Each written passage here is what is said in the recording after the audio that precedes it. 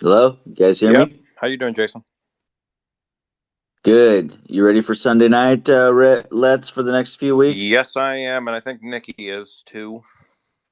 Yes, he is. I'm honored that you guys are going to work with me on that. Love you, bro. It's Yeah, awesome. that's good. That's good. So, I mean, I'm just I mean, it's. We could talk about it like later, but it was just like about. I thought we were doing the special on the 25th, so I don't know exactly what we're gonna be doing on that countdown. No, that's separate from the special. Yeah. All right. I was just making Yeah. sure. No, it's separate from. Yeah, you're on for that too, but I wanted you to be one of my right-hand people on Sunday nights. Yeah, that's good. Yeah, all right, I can do that. Yeah. Well, I mean, I already Awesome. said I could, but yeah, I get what you mean. Yeah. Yeah. It's important. I love good, good peoples, all you guys. Yeah, I just There's, I was in a space a little bit with Wisconsin, and we were just talking about just some of the races and stuff. So we're just keeping ourselves I updated hate on this some new new polling Twitter and stuff. glitch that's going on. what's the Like glitch? you'll be in a space with someone and all of a sudden you can't hear like a specific person talking or that one person will Dude, be this has been cutting going on for a while. and you'll have to sunset yourself and go back to speaking, which is annoying to hear them. Like I couldn't hear Let's Talk. It was coming in all garbled when I joined the space. But now it's fixed since I sunsetted myself and requested to speak again. But they need to fix that glitch. It's so annoying. You know what glitch It's was going bugging on. me that it looks like they fixed this time, Sean? Is I would start the forum every week for the last 3 months, and I would get dropped and have to reconnect and then invite you guys. It sucked. It would happen, and tonight it didn't happen, so that was cool. But I didn't know about that glitch you're talking about, Sean. You will know about it. You will. Ooh, and then I'll have to back out when I'm in a room. And interesting. Yeah, I think pretty much everyone's experienced this one lately, haven't we, Let's? What was that? Sorry. This new Twitter glitch has been going around. Oh yeah, it's been going on for forever. It happens to me all the time. It's like sometimes I can't hear Eli, then I can't hear Mitty, then I can't hear you. It's annoying. But like really, I just don't like. I feel like the more people that are on Twitter Spaces, like I feel like it has to be just the servers sometimes can't handle it. It's just got to be a reason. I hope Elon Musk. Yeah, it's fine. We're good. Even if Yeah, it's glitched, Jason. guys, it doesn't matter. Jason, did you notice? I finally got my yard sign. Let's go. Nice. Yeah, Dude, it's nice. My mom was like, "How did this get here?" I'm like, "Oh, I got that." She's like, "Oh, okay." that's pretty awesome. I want to talk more about her on Sunday night if that's okay. No, I wasn't gonna. No, Yeah, no, I was gonna talk no, to her about her on Sunday night. I was just saying I got the yard sign. no, but I meant, is that okay if we talk about her? Because I've been reading up on her. I'm like, that gal's pretty tough. Oh yeah, yeah, yeah. I can talk about Yeah, that on Sunday. Yeah, sure. yeah, let's Mhm. do it, man. We're gonna be talking a lot. Actually, the spaces for the next few weeks, the conservative political forum, kind of going full election talk. So I hope people don't get tired of it, but because the election's coming up, even the headlines are going to be pretty Election much bait. not headlines. They're going to be all about the election. So just bear with us for the next few weeks because we're all excited to see what happens with the election. So We're we're 20 going to days be away. exactly. So we're going to go. Hard. I hope we bring a win. I'll be so let down if we don't take back the house. I don't think my heart can take it. Dude, I'm treating this like it's a presidential election. It's that anxiety inducing for me. Like Well, I put so It's much gonna be work a red into it. wave. Sean, I think that the Democrats, and I've got an article about that tonight. I think the Democrats have underestimated the wave that's coming. You know, I hope so. No, they haven't underestimated us. That's why they're freaked out, though. oh, they've They're they've panicking. underestimated some of it. Hey, I'm glad your voice is back. I heard you sounded like you went through some stuff, huh? Oh, my voice has gone through hell. I'm just trying to get through it right now. So I completely lost my voice on Sunday and Monday, and then now it's doing this really weird husky thing, and it's just bizarre to me. So I'm trying to get adapted to it. So I'm hoping it goes back to normal soon. But I'm considering like being a radio host or something right now because it sounds kind of cool. So I kind of like it. I've always wanted to be a radio host. I've been said I have the voice to be a radio host. No, I don't. I don't have the voice to be a radio host. That's for sure. I never thought that I until do. Nikki said I it. believe I do. Oh, you absolutely do, Jason. I love it. So our guest is supposed to be here tonight, but she was at a Rubio campaign or whatever, a Rubio something in Florida, and she said she'd be late. So if she doesn't get here, I have backup plans for us to talk about election stuff. So we'll jump into all that. We got Nazi Nikita here tonight, Sean's alter ego. So Nazi Nikita will be here. Communist. Thank you very Communism. much. It's That is the communism. I was about to say it's Chinese that is flag. red China, not the fuck. Dude, when he said Nazi, I'm like, I got confused. Yeah, seriously. I never thought I would be the good Jewishan. God. I'm gonna be honest. I at first, when I first saw them have that, I thought it was a Soviet flag, but then I realized it was a Chinese flag. So cats, look at Sean's and look at Nazi Nikita's. They look the same except for Oh, Lord. I can change it to Jason, put a I Nazi just- flag. Dude, don't change it to the Nazi flag, dude. Don't do it. that would be funny though, but no, maybe not. I don't know. It's hilarious. Hey, somebody's mic, Jeannie. I think your mic is. You can going. mute her as a co-host. But I like to be nice to people for a second, Nikki. It's That's more true. polite to just mute them. That way you don't have to call them out publicly. Okay, you are correct. You know what? You've been correct about a lot of things lately. Now, don't let that get to your head because I'll let you know when you're not correct about something. Oh, okay? just wait till the midterms. We're gonna be running laps Yeah, around. the midterms is gonna be That's right. We will. November 9th is gonna be a very interesting day. Oh, I can't wait to talk to my friend Benjamin. He's gonna love the midterms. Is he? Yeah. He thinks there's no chance in the world that Republicans will take it back, and he bases that on nothing. Let's find out how our trusty conservative co-host is doing. Cats, how are you doing, Cats? That's the wrong cat. But that actually Cats sounded for better. truth. Cats for truth. Hello. So Hi. I just realized that the person who was private messaging me was not Sean. It was freaking Nikki. Nazi Nikita. Nazi Nikita. Just a heads up, Jason. I don't think the YouTube search algorithm is very nice to the word Yahtzee. Oh, so say Nikita? Yahtzee instead? Is that what you're Yeah. saying? Yes. Okay. Yahtzee Nikita. Okay. Thank you, Sean. Yachts. Yes. I didn't say anything to punk Nikita that I wouldn't have said to Sean. So Wait, what? Yeah, she was keeping her lid shut when I was asking questions about like what was going on with the Twitter account. She was like, I am not going to give you the details, and I was like, what's going on? I love the picture. I like how he's messing with you, Sean. It's just cool. It's funny because it's flipped around and he looks more pale. Yeah. Exactly.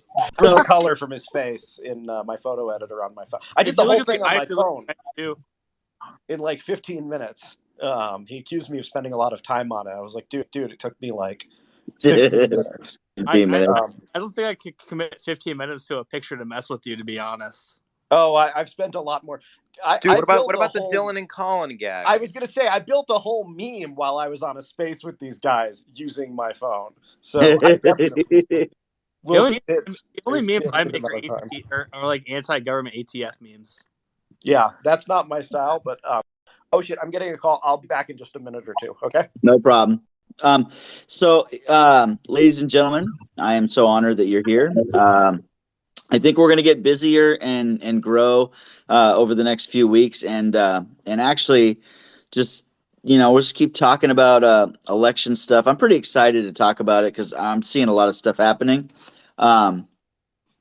Who's wanting that? Oh, okay, yeah. So I think it's going to be great, but I wanted to say that in November, which is that? I'm looking at the calendar, Cats, real November quick. 8th. Not November 8th. Oh, nope. sorry. Nope. Yeah, you jumped the guts. So November 16th It'll be the first conservative political forum one, but it's going to be called Conservative Political Forum Doubleheader Trivia. So I hope you guys are here, even if you're not playing and you're just listening in. Come and be a part, because it is fun to watch the competitive nature of Katz and Nikki, who both are doing questions, and then they get to play one round each and stuff, and then the winner of the first round and the winner of the second round face off in a series of questions that Nikki has, unless Nikki is one of the last ones, and we'll have a backup with a series of trivia questions. It's a lot of fun. We did it, and now I think we're going to stick with it, but we're going to do it on the Conservative Political Forum, and we're going to step away from politics after the election for one night and just have a lot of fun. So that will be a blast. Katz? I just want to say my questions are better. I don't know. I think they're both good.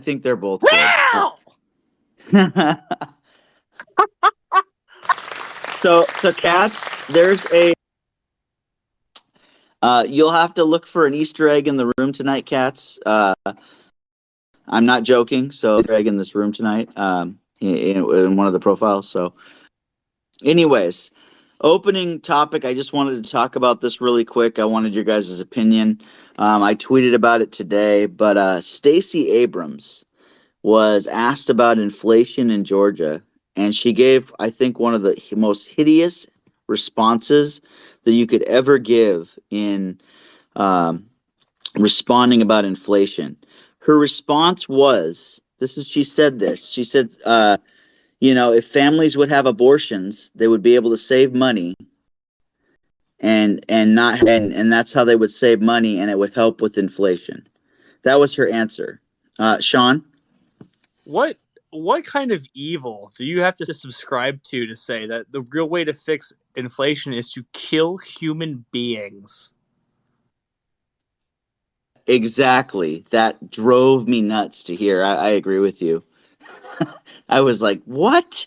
When I heard it, I was like, somebody said it was demonic, and I agree. I think that's ridiculous. Let's just say Stacey Abrams, not a lot of people like her. I don't like her. That comment was disgusting. And honestly, I just am going to enjoy her getting destroyed even more in the general than I already was, because, well, you don't just say something like that. That is just disgusting. I mean, you're talking about human life, all right? I mean, come on. I mean, does she really? I mean, honestly, she can just say whatever she wants, but I'm just going to enjoy her defeat a lot now. That's just what I think. Yeah, no, I agree with you. I agree. Mar? I don't understand how abortion and inflation go together. That doesn't make any sense. I mean, these people just say things, A, to pander to people, and B, just to get some kind of ridiculous that they think we're stupid enough to fall for that kind of stuff. And it is evil. No matter how you cut it, that is evil. Exactly. It definitely is. Cats for truth. Well, you know how a bunch of companies are paying people, women, to be able to go to states where it's legal and have abortions, and they're actually giving them money to do that. But yet, on the other hand, are they giving any women in their employ money to help them with maybe like an adoption or foster kids or, anything of that nature? No, because it serves them and their interests if you don't have kids, because you're probably at work more often. Your attention isn't diverted by thinking about the kids at home and what's going on with them. But it's all just so incredibly evil. And of course, she has no soul, because wasn't it just like a few weeks ago that she said that the heartbeat at 6 weeks was manufactured by men to get women to not have abortions? I mean, it's just crazy the lengths they go to, and the fact that people just believe them. Yeah, no, it's true. I agree with you. Ladies and gentlemen, I'd like to introduce my good friend, Cats for Lies. What do you got to say, Cats for Lies? Sorry. That was great. Cats for the lies, let's be clear. I always make sure I match my phraseology. So here's my thing.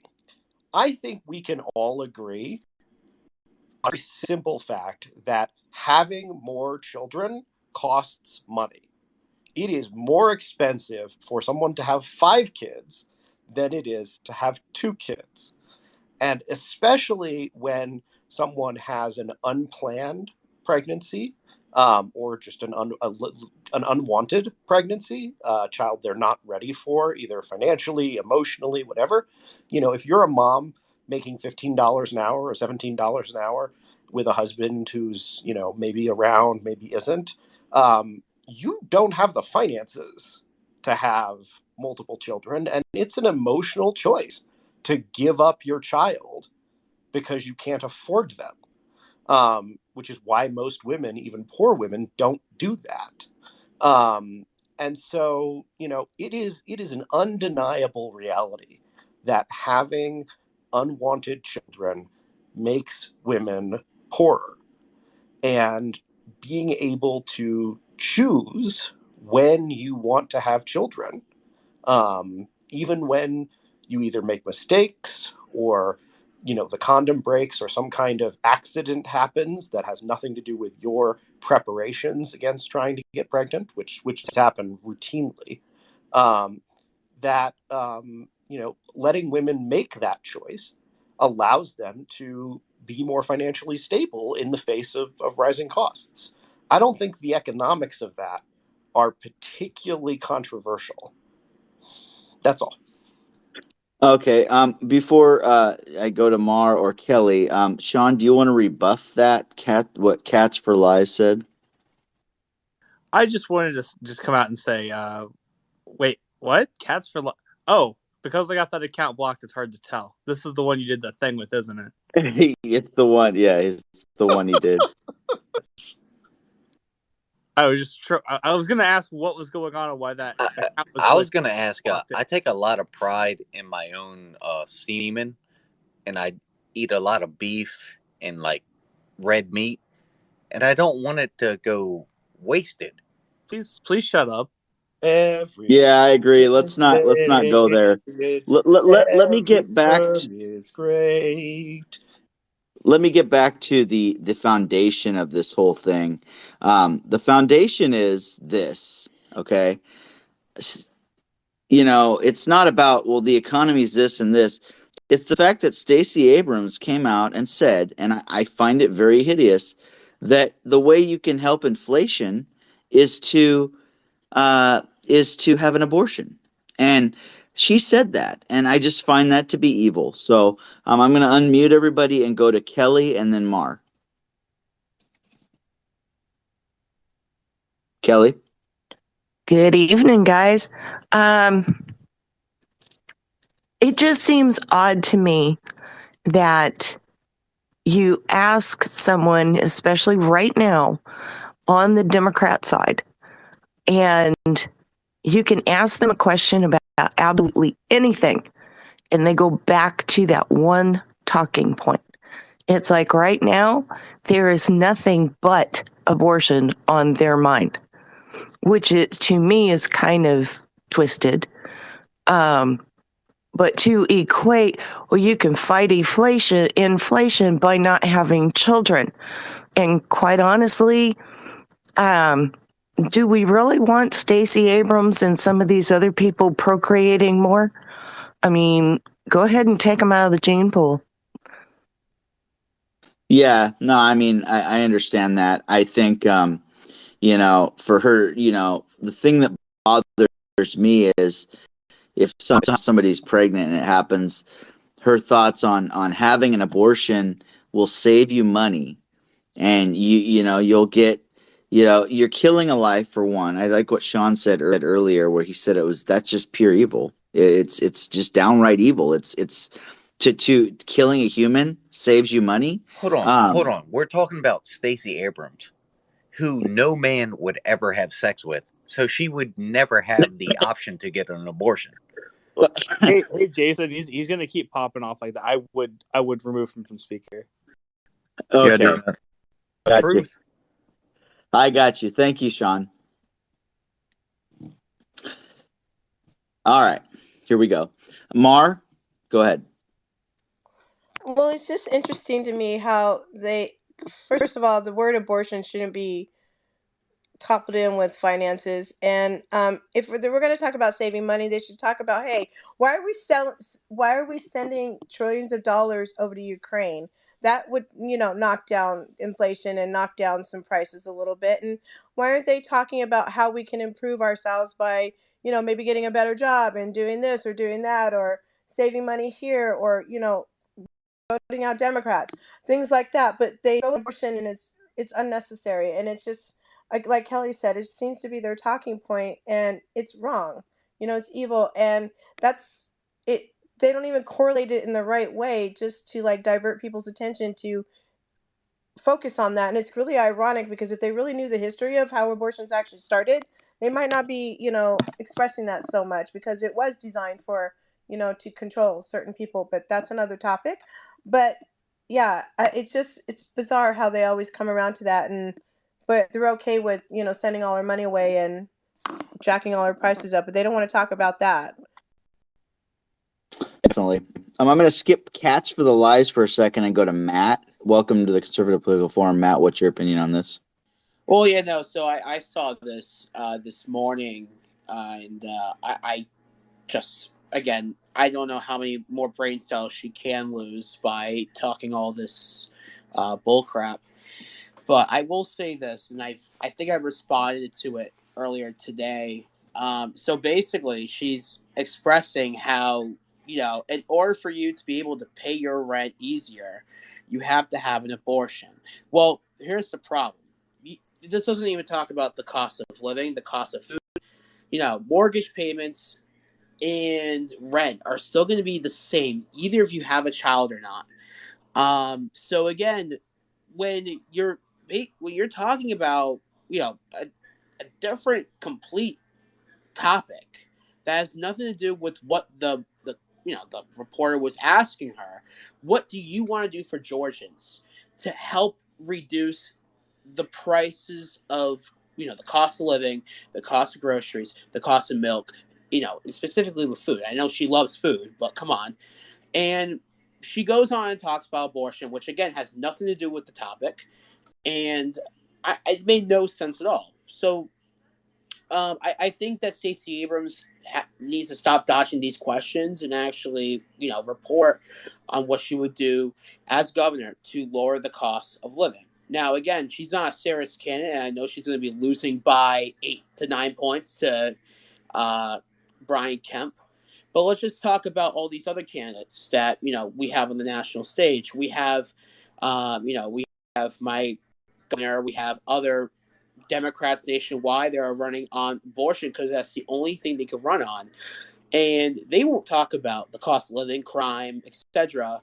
When really, those are the top issues for many voters. And the economy is the top issue to many voters. Abortion isn't, and abortion has been irrelevant. And you see right now the RCP average being at 3.1 right now. It clearly shows that voters are now wanting answers from their incumbent Democrat leaders or their Democrat opponents to come up with ideas as to how they want to deal with it, since they're the ones that caused it. And again, 65% of voters are scared and blame Democrat leaders for causing this economic crisis. So again, I just don't understand why Stacey Abrams can just go right ahead and think for her to say, well,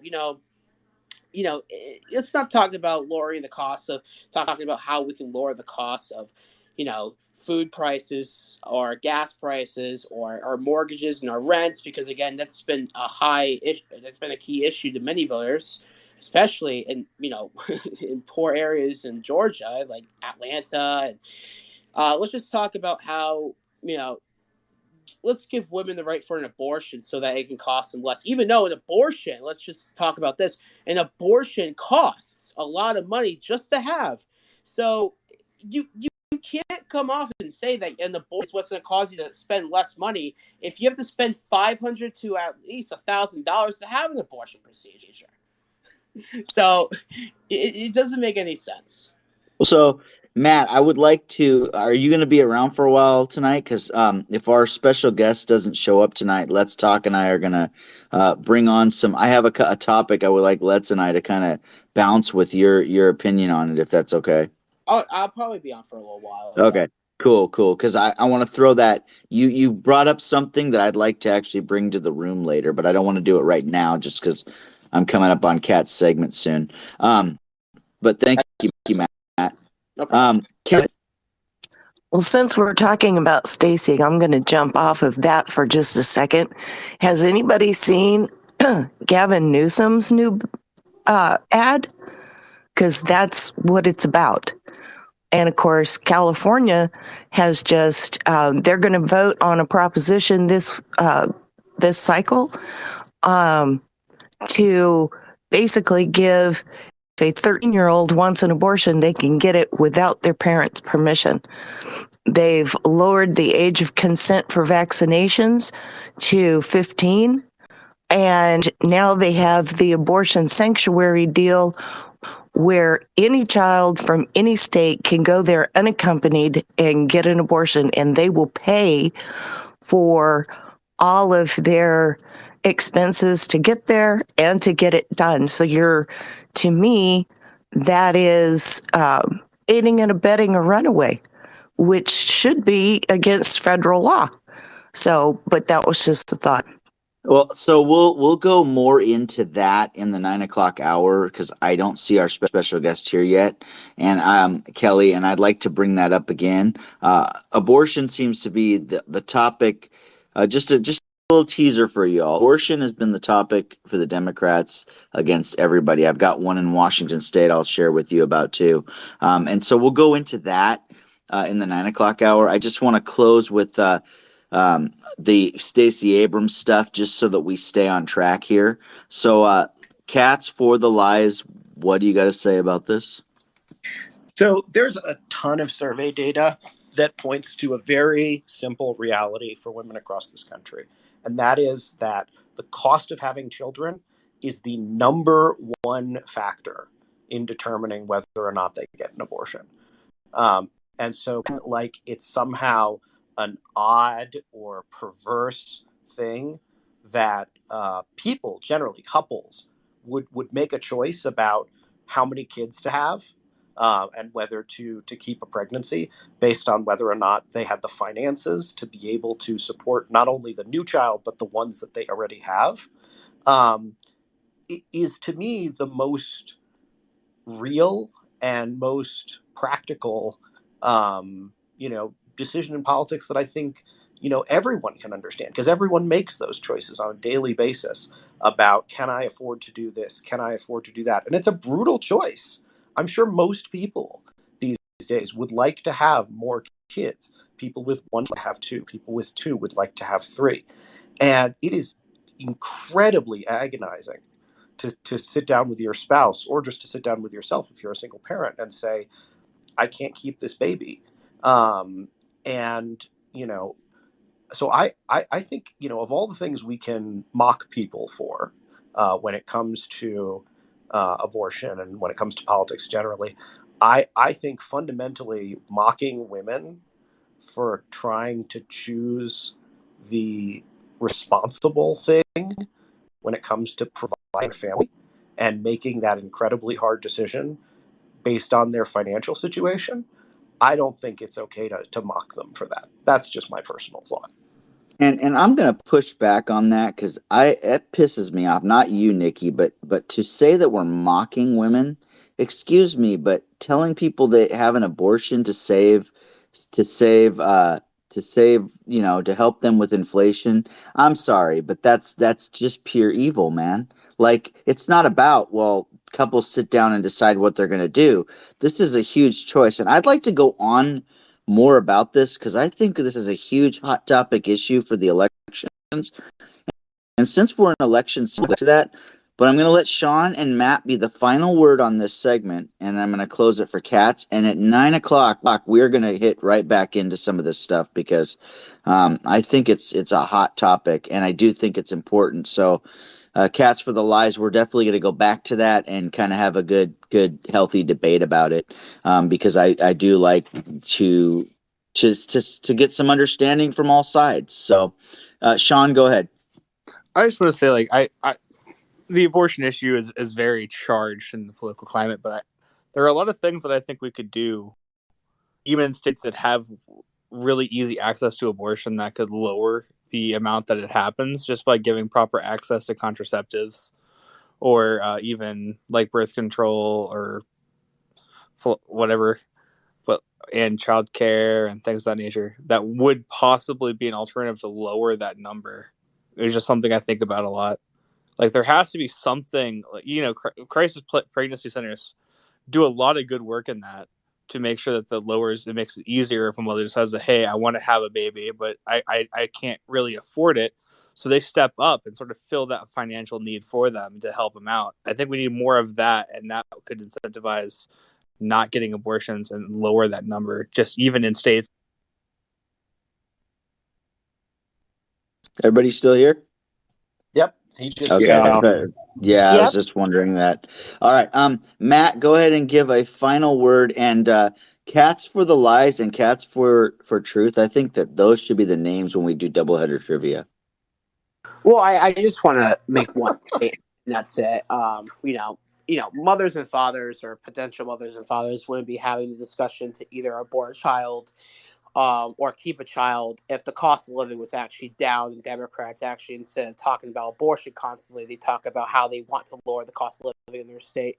But that's just me. So I think that, a family of like three, for example, I mean, they would definitely be able to afford their rent. So, I mean, my mom takes care of three people in this house, and I actually do assist in that. But it's like, at the time it was more affordable because, again, the rent was down, the cost of food was down, and again, we were able to bring in a lot of things, and we were able to have a lot more money. But when it comes to the point where the rents are going up, the food costs are coming up. Excuse my background because my brother is stupid. But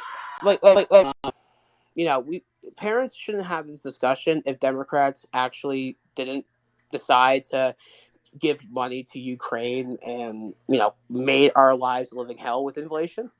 So I kind of had to disagree with Nikki on that point because that's just not true at all. But anyway, thank you, and we'll go on more about this topic when after re-education.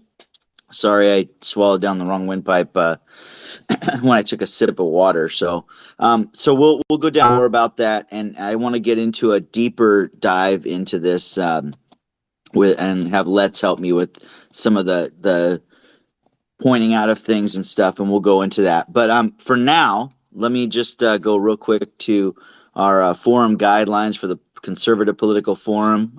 Once again, I'm thankful that you all are here. I love having everybody here. You guys are amazing. You come here to just be here. It's so cool that you've come and you'll hang out in a space that I created a long time ago. I'm honored. So, as freedom thinkers, though, in the Conservative Political Forum, we believe and value our constitutional rights. We recognize that amongst ourselves there are varied opinions. Those varied opinions are Democrats, Republicans, Independents. I don't care. I want you to have varied opinions. I don't want people to be robots. I can't see my screen right now, so Cats, if you can mute somebody that's not muted, that would help me. This forum is a safe place for all. We don't tolerate personal attacks or raise voices at each other. We ask that you be considerate of persons who prefer not to hear profanity. Please be self-aware of your mic time. We want to ensure that everyone who wants to contribute to a particular topic can. Thank you guys so much for being here, and Cats, take it away. All right, Jason, thank you so much. And you can go to 9:10 because we went over on your time, so. Oh, all right. Well, thanks. All right. Well, welcome again, everyone. So glad to have you with us. at 8:30 while we're a little past, as Jason mentioned. I do a short segment called Reeducation. So I'm going to cover those guidelines and explain what it is. So Reeducation is our weekly segment designed to provide education via point, counterpoint with each other on topics that are important to many Americans. And sometimes these topics are emotionally charged. All the forum guidelines, which is what Jason just covered, are in place for this segment. We expect speakers to remain civil. If you have a mic, you'll have a chance to respond. Just raise your hand. I will call on you. Because it is a shorter segment, we do ask you to keep your answers concise so anybody that wants to participate is able to. Try to keep it, to like maybe 3 minutes at the most. If you go too long, I'm going to interrupt you and ask you to try to wrap it up. So, what this week's topic is, I want to know what in the world are Democrats as a party who are in control? What are they doing right? What is something they've done that's really been wonderful and helped the country, helped the American people, and so forth? However, there's a little twist, because I don't want you to say XYZ, they did XYZ, whatever. I want you to have something behind it, because I'm going to give you an example. So it might sound like I'm on a soapbox, and maybe I am. But I have seen numerous Democratic politicians play this little game. And what they do is they will try to paint a really horrible picture of Republicans and basically say, look at those horrible, horrible Republicans. They don't care about you because they would not pass this law about prescription drug cost decreases. How horrible of them. But see, what they don't tell you, and they're not going to tell you, is that was wrapped up in that stupid Inflation Reduction Act, which costs, what was it, $3 trillion or something like that, on top of all the other trillions, wasteful spending, and also the other things that were in that bill, which I'm not going to get into everything. But for example, what was also in that bill was was it 3 billion for 87,000 IRS agents to spy on your bank account and try to get money out of you. Probably target conservatives. Yes, I don't have proof on that, but we know how things are politicized these days. And they also threw in that new green because they couldn't get that passed in any other bill, so they kept breaking it off of the original New Green Deal and sticking it in other bills until they finally pretty much, I think, have got that all passed. So that's in there. And then there was just some other plain silliness and wastefulness in that bill as well. But that's what they don't tell you. And that's wrong. And so I think it's good to be educated on this sort of thing, because when you see a Democrat saying something like that, you can call them out. Call them out on it. Well, gosh, why didn't Republicans pass it? Because it was wrapped up with these other things. Mar, please go ahead. One thing I've learned over the past few years is one thing they're really good at is revealing to us just exactly how corrupt things really are, how hypocritical they can be, how good they're good at defending, how good at they're not talking about what's really going on, how good they are about trying to control every aspect of your life, how good they are at trying to silence people from just talking about what's going on. That's what they've been really good at for the past couple of years, is deflecting, lying, and being hypocritical about everything that's going on in this world. And yeah, they're good at, passing the buck on Republicans and not taking responsibility for all the damage that they're creating. So they're good at a lot of things to keep themselves trying to stay relevant and keep the blame off of them. So yeah, that's what they're good at. Yeah, absolutely. They are good at all those things. You are correct, but I'm still trying to find that one thing that they've done good for Americans to make our lives better. Jeannie, what you got?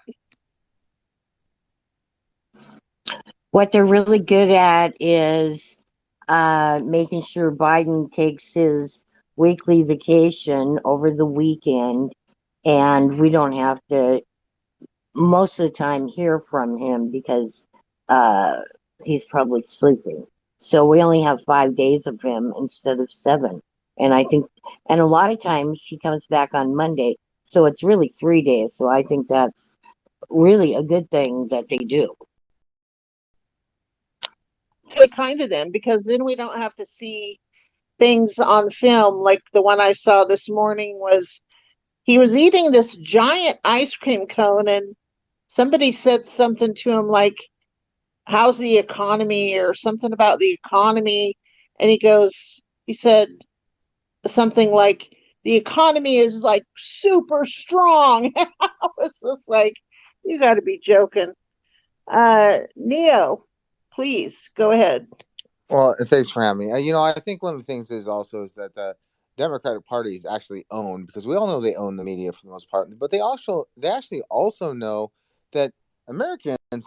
I'm not saying people in this room, and so I also saw earlier in the week when Biden was saying how he's bringing down costs of insulin and stuff like that, when he himself was the one who canceled that EO when he took over, when Trump had it at the lowest ever, and now he's trying to take credit for it. So he's trying to use those political moves, like, look at me, I'm saving, because diabetics is a big thing in our country. And so what I'm saying is he's taking credit for what Trump already put in place. And that pisses me off, because people have bad memories. So they see that as a Biden accomplishment. And he's just actually riding on the coattails of what Trump did. Call BS on that. And it drives me crazy, because people forget Trump's policies worked. And so they're just constantly pushing that narrative down everybody's throat. And that drives me crazy, because I'm old enough to remember, and everybody in this room is also. You guys are educated enough to remember.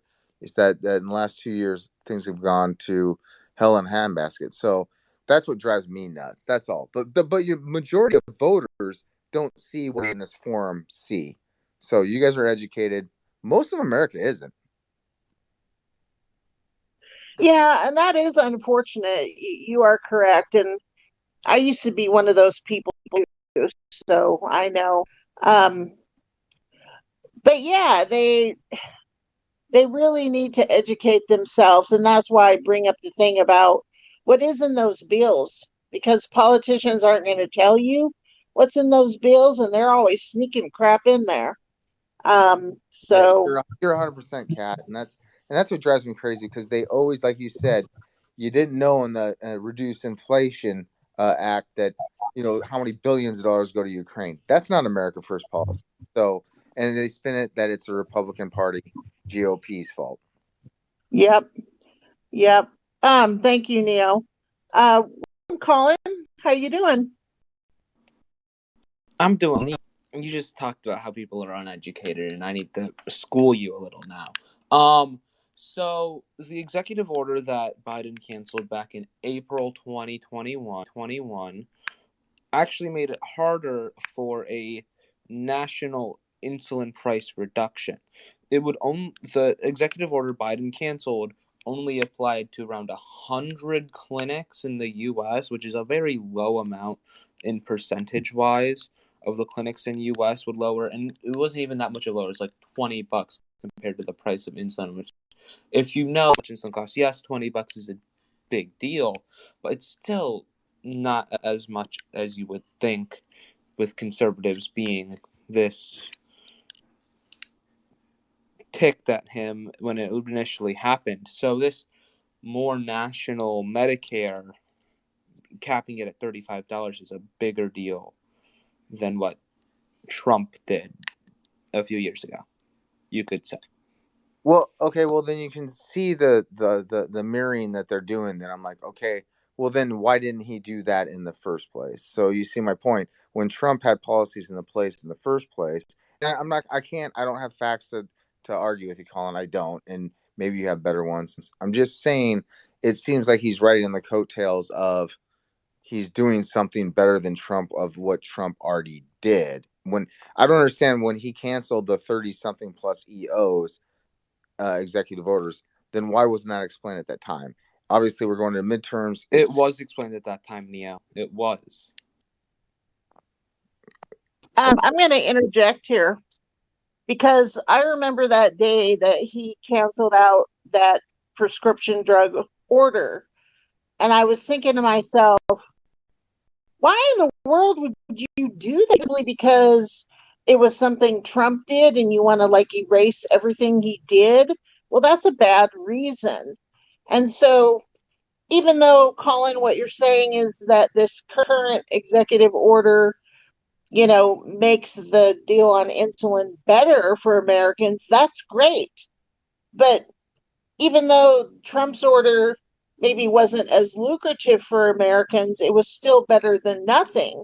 So why would you cancel that? And then secondarily, I waited and waited to hear some kind of public reason why he was canceling these orders, and I never heard anything. I mean, nothing. Each one on his website after he canceled the orders on the U.S. was president.gov website. I don't know the exact link. You can Google it on your own time because it's probably one of the easiest links to find. You Google it, and I believe he had reasoning for why he canceled or made every single one of his executive orders on the presidential website. So I'm gonna push back on that a little. He did a lot of this because he didn't like what Trump did, Colin, and their excuses. Jason, let me finish before and make arguments against what I'm saying. Yeah? Okay. Before I make, well, hold on here. Don't be a jerk now. We're friends here. I don't need you to. You cut me off. I didn't cut you off. Finish my statement, but you had paused. So hold on a second. To gather my thoughts. Colin, hold on a second. Thank you. All right, we're gonna still respect each other in this room, and I respect you enough to let you continue to speak. Okay, just listen. You are in when you talk in this room, you kind of like take jabs at people. So in that I would appreciate that. Other than that, it's good. Now go ahead and finish what you were saying, and I'm good with that. Okay. So I don't mean to take jabs at people. I think it's just the way I talk can come off a little, how do you say this properly? Aggressive sometimes. So okay, if you can try to be respectful. Okay, thank you. I appreciate it. But I would like to explain one thing. The reason why he felt like he needed to cancel that one order specifically was it would have made it a lot harder to get done a legislative achievement through lowering insulin costs nationally, which is something I feel like all of us, instead of just having a handful of Americans get lower insulin, we'd rather have all Americans get lower insulin. And yes, there was a year with those handfuls didn't have those lower prices, but they eventually got lower prices than they had before, even with that executive order. All right. Did that help you, Katz? Did you have any more questions for Colin since it's your segment? So, what website did you say that was on? You said that every time he canceled one that he gave the reason. What website was that? The USpresident.gov, or it's going to be something like that. He has explanations of why they're canceled or made an executive order. That is one thing I remember I liked about his first 100 days is when he did that. And do you have any idea if these older ones are still there, or you don't know? I don't 100% know if they took them down after a certain amount of time. So they may not be up anymore, but my guess is that they're lazy and they don't take them down after too long. Or else, but there's probably thousands of people working on that website, so I don't know. Okay, I appreciate that information, Colin. I didn't know that, but I still wish that they had, like, I don't know, the White House press or somebody, had given some explanation. Um, I will call on the evil cats for the lies. Evil, evil. Look at that. Look at that creature. So evil looking. It's in honor of Halloween. I figured I had to make a Halloween avatar for Spaces. So, anyway, so this one's actually kind of personal for me because in many ways, it actually motivates why I'm a Democrat at all. For a lot of people today, they believe in being Democrats because, they're standing up for women's rights, for gay rights, for, civil rights, for all of the sort of social issues, protections that have been the face of the party in many ways over the last, 60 years or so. But for me, it's actually something more fundamental. And that is, the notion that I am my brother's keeper, and that government in the US and around the world offers the opportunity to lift up the less fortunate. I grew up pretty privileged, and as I came into my own and became an adult, it became more and more evident to me, that not everybody had the same opportunities that I did. And as a result of that, it became more important to me to make sure that, both through charity, and through government policy, simply because it could affect, that we were making making a society with more opportunity for people whose families didn't have it inherently. And so for me, the biggest thing that makes me a Democrat and not a Republican is because my party has been committed over the last 100 years, really over the last 90 years, to putting in place policies that lift up, the poorest people in this country, which was a Democratic initiative, to Medicare, which was a Democratic initiative, to Medicaid, which was a Democratic initiative, to kids' prescription drug coverage, the name of which I'm blanking on, that we have, to Obamacare, which expanded access to Medicaid and protected pre-existing conditions, giving reliable health care to millions more Americans. We don't always get it right, and sometimes we screw stuff up. But Democrats have been the party over the last 90 years that have consistently tried and succeeded in many cases to make life better for the least among us, and to give, especially their kids, more and better opportunities to succeed. Well, thank you, Nikki. I can appreciate the personal meaning for you, but I'm still not quite feeling that you're answering my core question. My core question is, what specifically has this Democratic administration, Congress, the president, everybody in charge done to help the American people? Sure, I didn't realize you were talking about just the last 2 years. My apologies.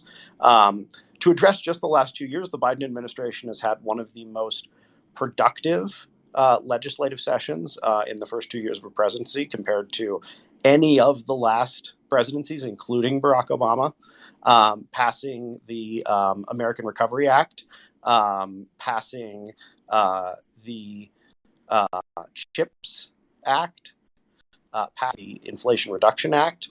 These are programs that have already, and passing the transportation infrastructure bill. These are programs that will create jobs around the country. These are programs that will enhance our environment around the country, reducing air pollution. These are programs that will increase access to healthcare and access to subsidies for healthcare and access to Medicaid. So these bills are written to improve the lives of Americans around the country. The infrastructure bill, which admittedly a number of Republicans voted for. I'm not saying it wasn't bipartisan, but it was a Democrat-led bill during a Democratic administration, will fix roads and bridges across this country in ways that the Republicans had the opportunity to do under Donald Trump and never tried to. So I feel like we are committed to improving this country and improving the lives of average Americans and making life easier for the people, again, in the communities where they don't have the money to build themselves. Okay, well, thank you, Nikki, for that answer. You definitely did answer that, although, of course, I disagree. I I'm not saying that all those different things that passed were bad. I'm not saying that at all. But what I am going to say is that there was too much wasteful spending, trillions and trillions and trillions of dollars that we don't have, which have not done the economy any good. So Neo has had his hand up for quite a while. So I'm going to go to Neo. Okay, well, I mean, Nikki sometimes throws so much stuff out there that I don't even know what I was saying anymore. I was trying to bring back to your core question about what have they done or what have they done. And Nikki, you always like to throw so much stuff, and my mind goes kind of crazy a little bit.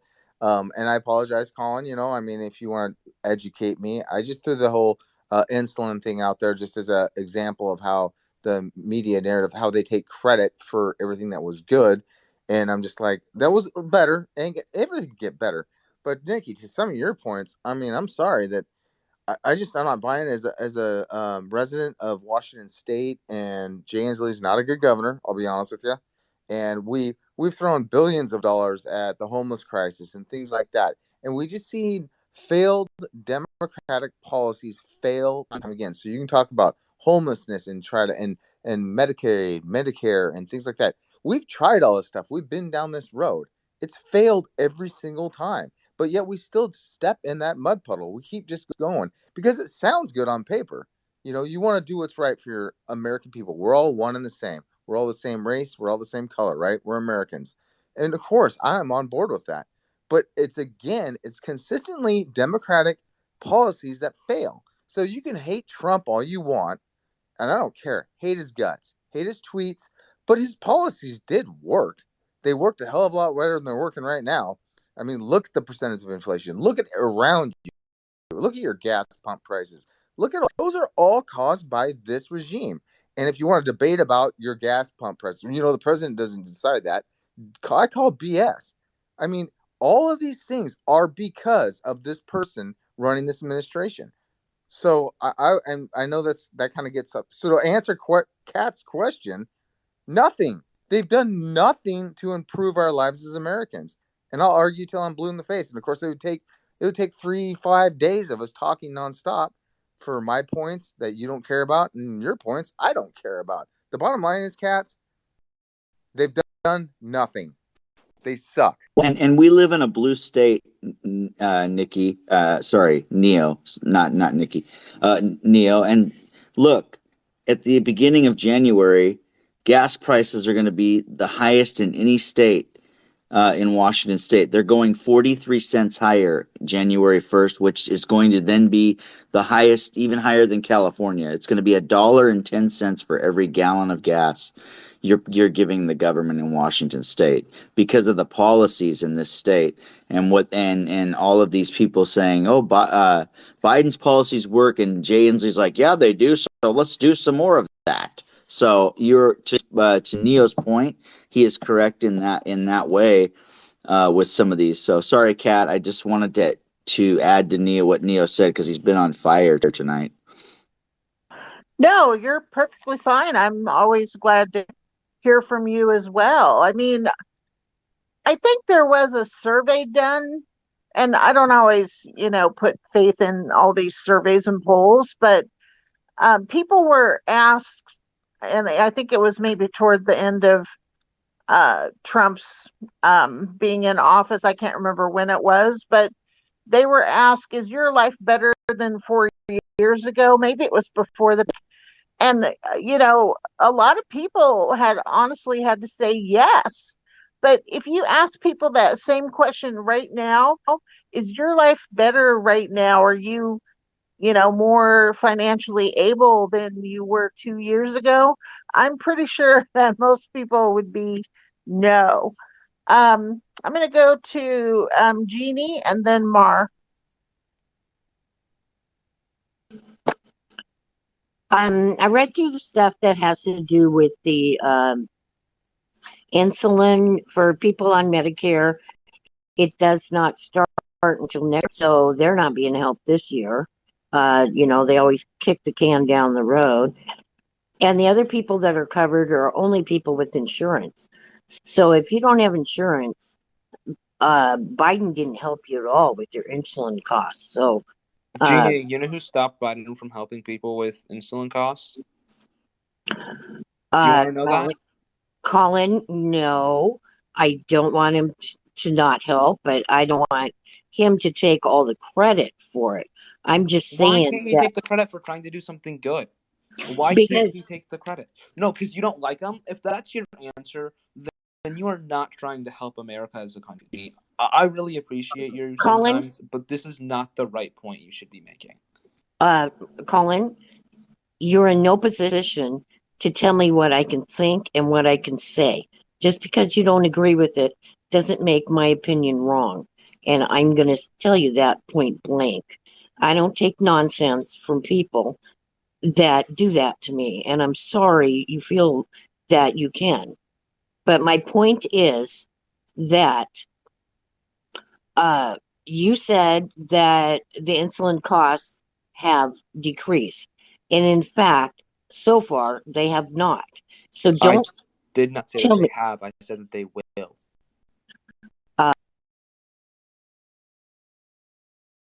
I recall something else. It's a good thing that insulin costs are going down, and Trump had the right idea to begin with, and for him to take it off the table and then put it back on the table, I think was disingenuous. That's all I'm saying.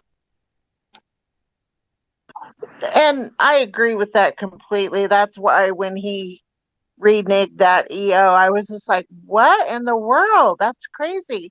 Mara?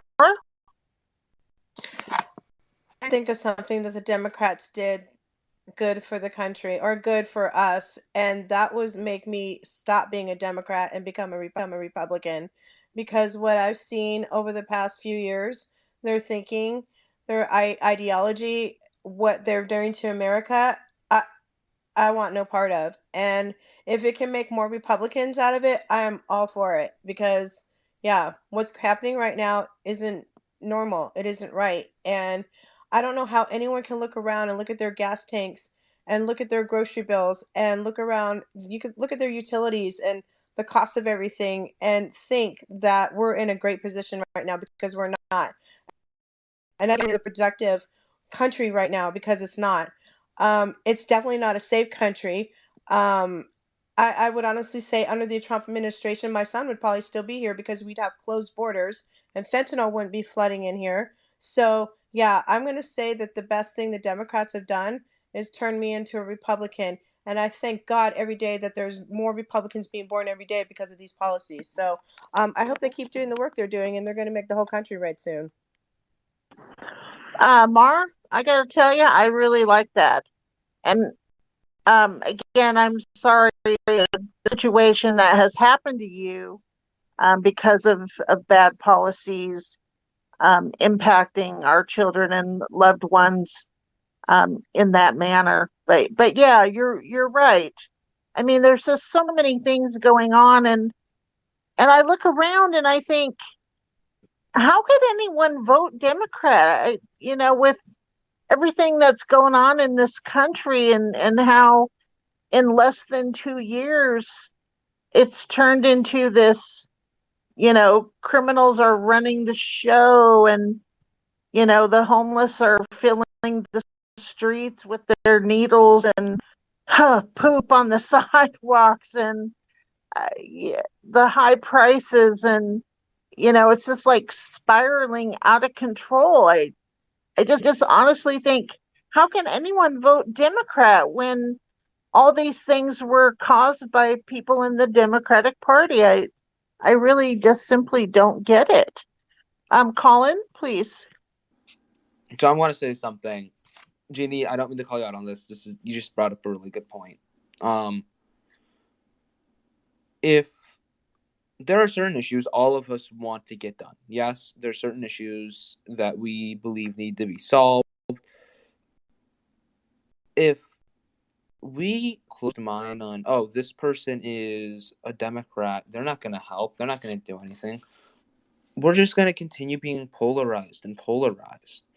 So if we don't have an open mind and if we aren't willing to work with the other side, then polarization is going to continue, and we're not going to be able to agree on stuff because we just think the other person's bad.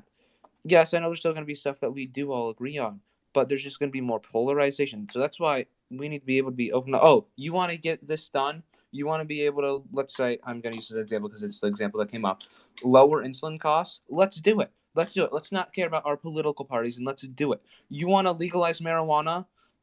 Okay, I agree with that. Then let's do it.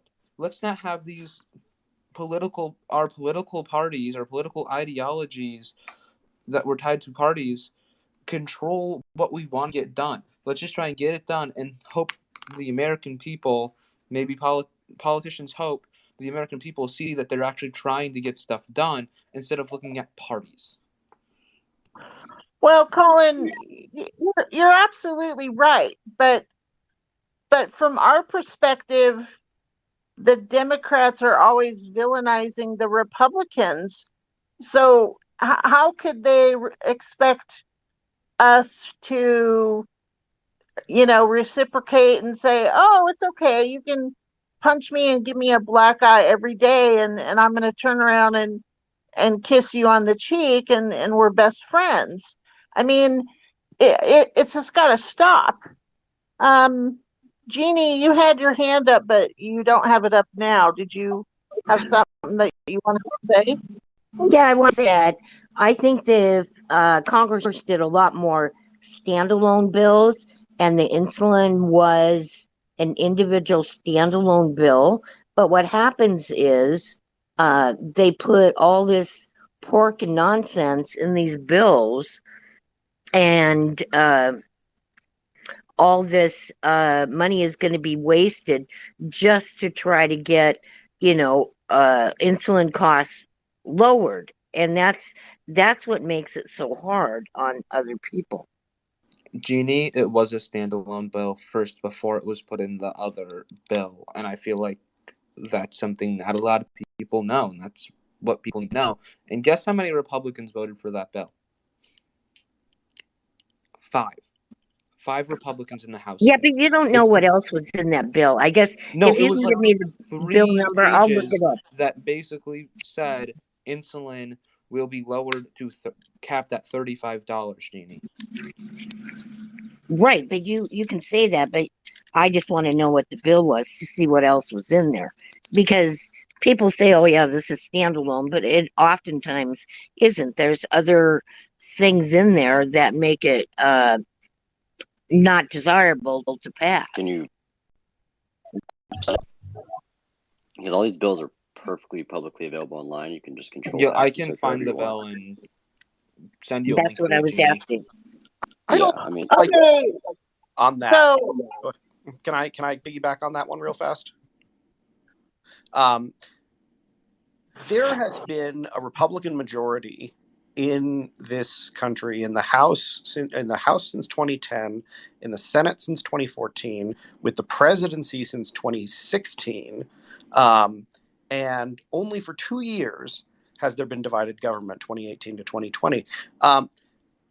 The Republicans have had plenty of time, extensive amounts of time, to send a bill that would cap insulin costs to either President Barack Obama or to President Donald Trump when they controlled. And there would have been more than enough Democratic votes in both cases to get past a filibuster.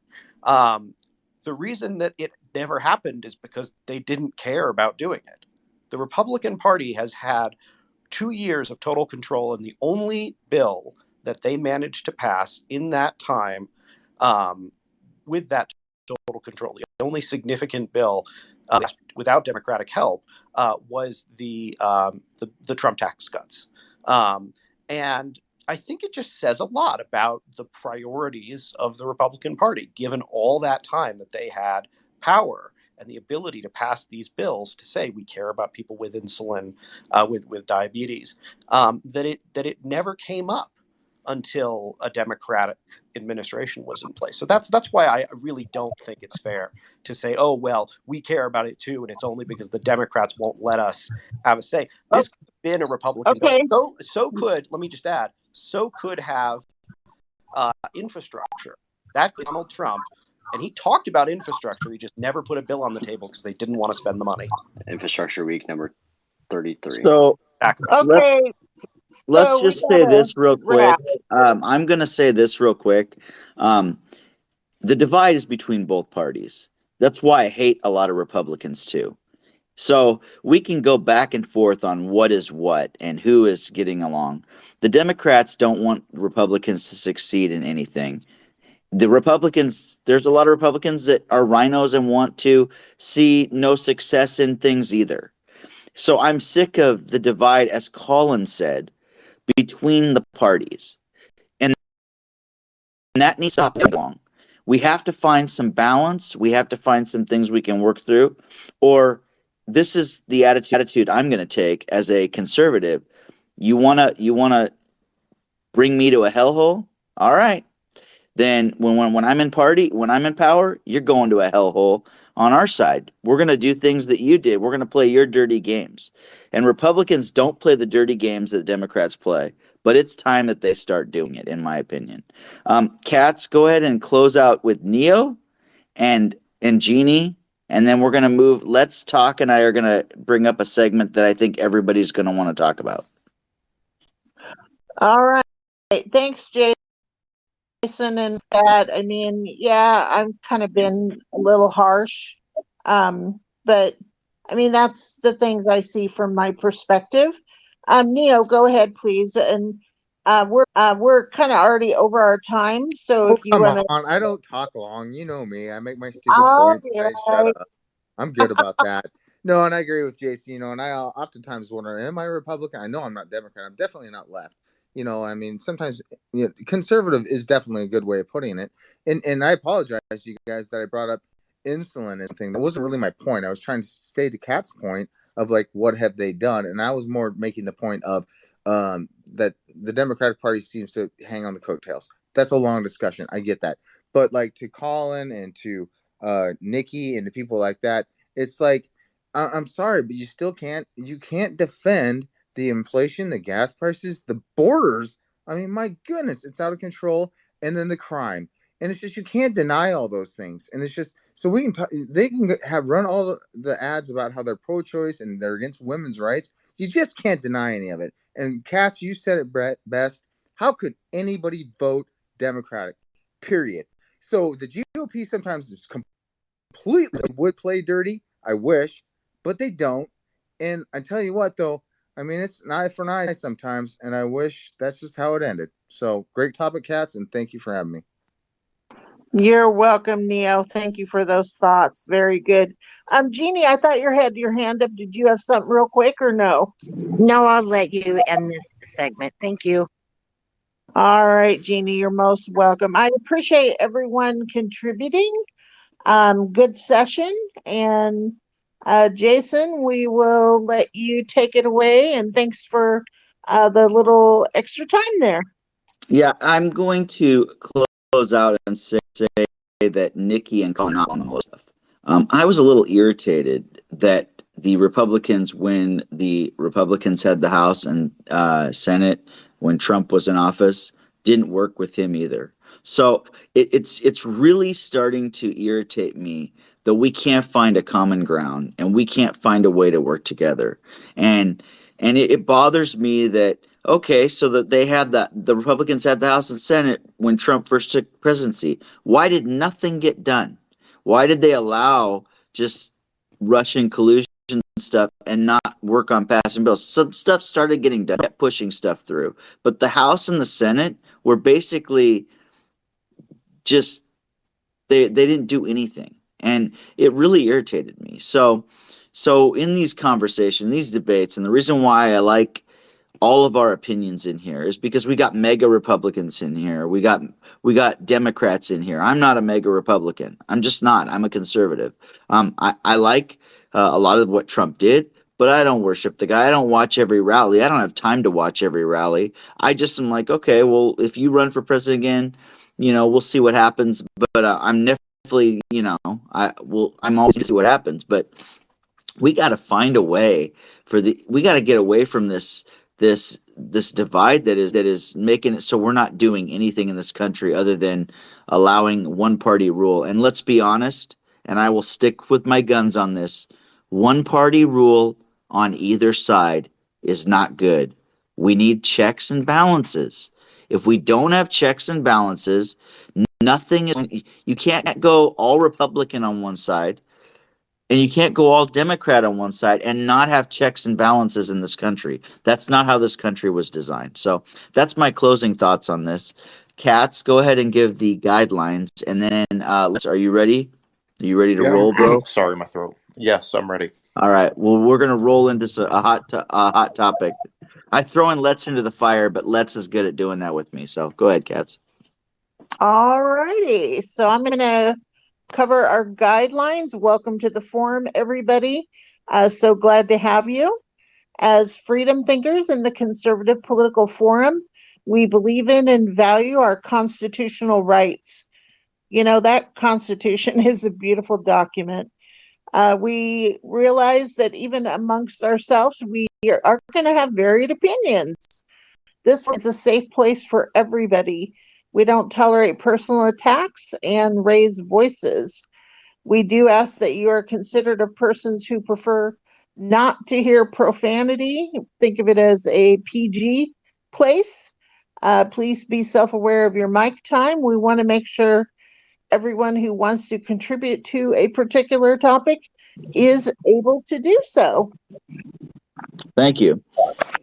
So if you are not planning to speak for a few minutes, we can always call you back up, but I've got two people waiting for microphones. So just that's up, you guys can figure that one out. But we'll work together. Everybody can speak, even if you go down to listener and you want to speak again, we want to make sure that so you all can speak, and I'm honored to have everyone speak here. So I want to say I'm going to give props to my Democrat friends in here, Colin and Nikki. I've become friends with them. The reason why I give them props is because you know what? People work together with each other to learn how to get along. And I'm going to tell you this, and Let's can agree with me because I'm working with Let's more on a lot of other things. These guys, they work with us, and they're really respectful, and they want to they want to get understanding from our side too. Would you agree, Let's? Oh yeah, most definitely. And so I have a lot of respect, and I know it's not perfect, and but nobody's perfect. So, but I think that we've got to find balances in our country, and until we find those balances, man, we're going to keep having a divide. But not in the Conservative Political Forum or my late night garage political talk space. We're going to have balance there. So we'll just do the balance where we can. Speaking of that, this Sunday night at 7:30 Pacific Standard Time and 10:30 time, there will be Late Night Garage. It will be election countdown, and we'll be talking all about election stuff. So I will be doing those as we're getting closer to the election too. So spaces will be open a lot more I'll be hosting a lot more spaces because I think that it's important. Nikki and Let's Talk will be co-hosting those with me, and we'll have great debate conversation on what's going on and talk about Democrat and Republican side of what's happening with the races and stuff. So, with that, we were starting this conversation when I opened the topic. We had talked about abortion and Stacey Abrams, and I really want to get into the abortion conversation because Sean had hit it before he left. It's kind of been a hot topic. But the thing I want to talk about is, and Republican and Democrats in the room, you can kind of tell me other things that maybe you're seeing fighting on your end. But what I'm noticing is, and you can jump in at any time, bro, and agree, if you've got an opinion with this. But I'm seeing attacks from the Democrats only towards Republicans, and the only attack they have is about abortion. And they are attacking. Well, look, they side with Donald Trump, and they side with banning a nationwide ban, and that's all that I'm hearing for attacks. So, example, I've got one for you right now. Tiffany Smiley. She possibly will win Washington State. The polls are getting closer and closer. It's amazing. And Patty Murray won't debate, and it's because somebody told Patty Murray, her team told her not to debate Tiffany Smiley because Patty Murray looks older, and the younger, more virulent, like fired up person is there to debate her, and so they backed out of debates. They're going to do a town hall, but Patty Murray's every attack ad that Patty Murray has is about Tiffany Smiley and abortion. That's all it is. And I know I'm seeing other ones around the country, and that's where I wanted to jump in. Let's talk, and we want all you guys can jump in and bring this up because it seems like the abortion attacks are coming towards the Republicans, and I'm not seeing like other conversations about it. So, what do you think, Let's, and then we'll call on some other people. Well, yeah, so let's begin. Abortion being an issue is the number one card that the Democrats can play. Meanwhile, Republicans, since we're the opposition, we have several things to call them out on, like crime, the economy, education. But the Democrats just seem to be playing that one fiddle with abortion. You see it right here in my home state of Rhode Island, Dan McKee with Ashley Kalis. You see how Dan McKee is really just trying to bash Ashley Kalis on abortion and criticizing her and saying that she would want to, be for an abortion ban, even though she stated that she would respect the law of Rhode Island, which codified Roe in 2019.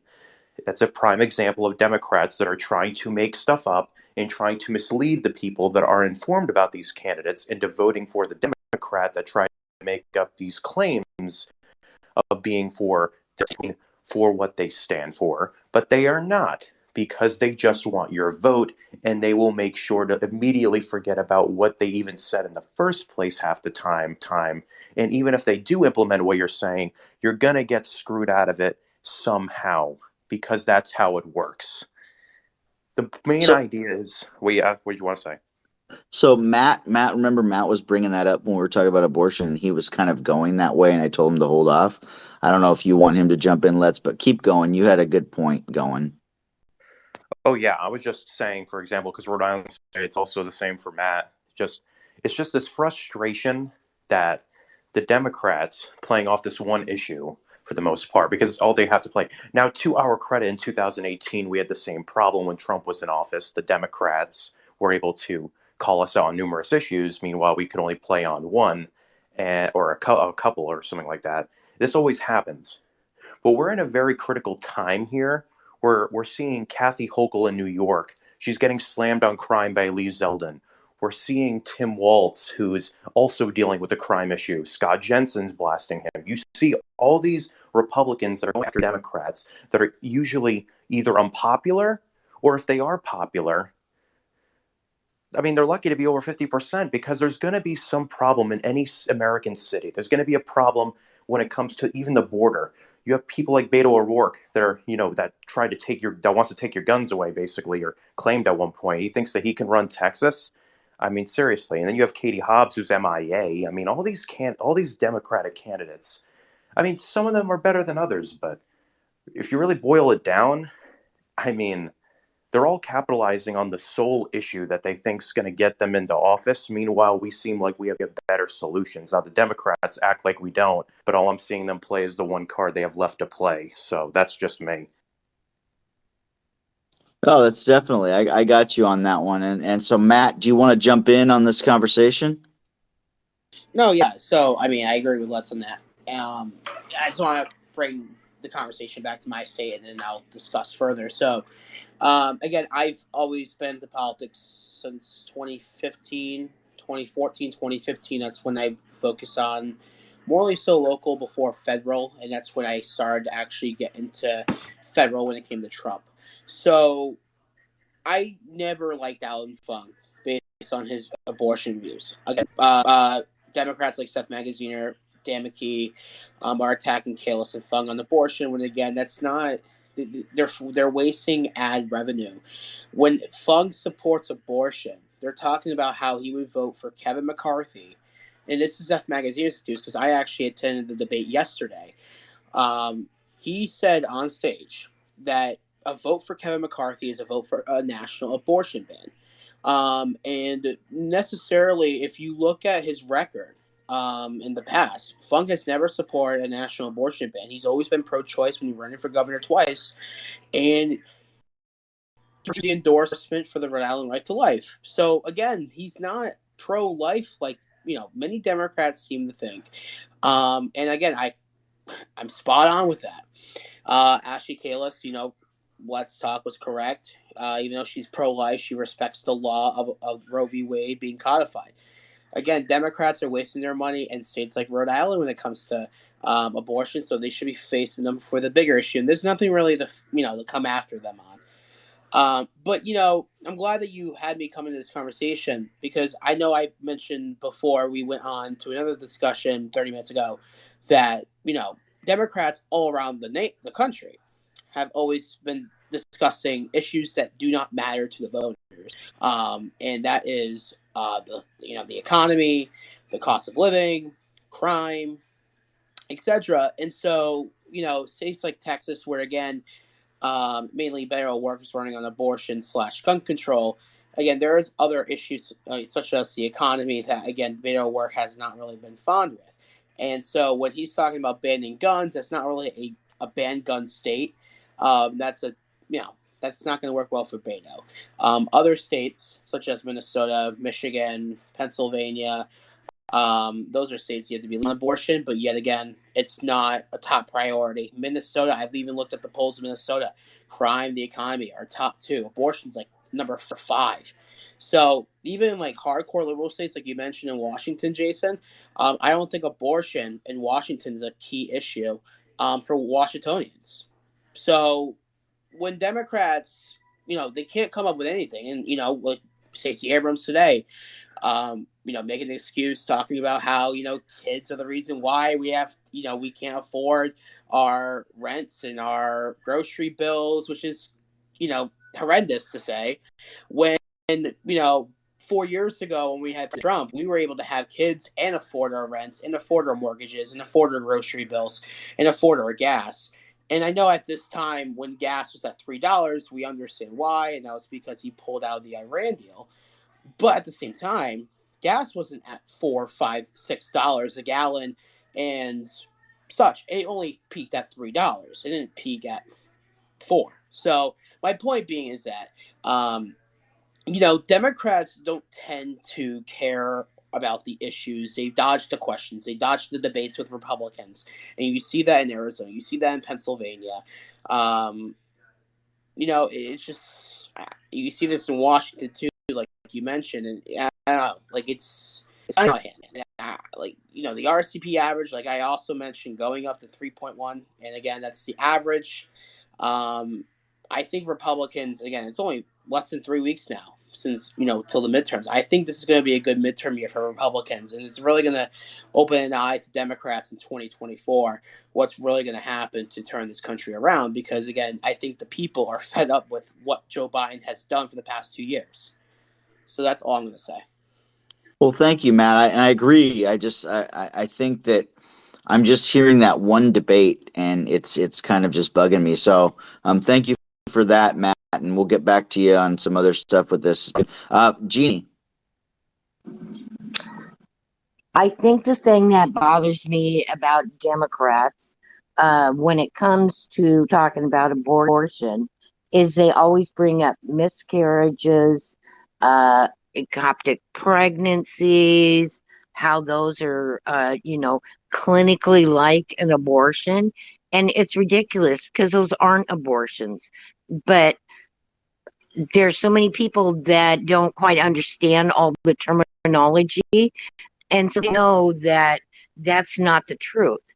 And that's what bugs me the most, is how they try to make statements that are definitely not true, but no one calls them out except for a few people.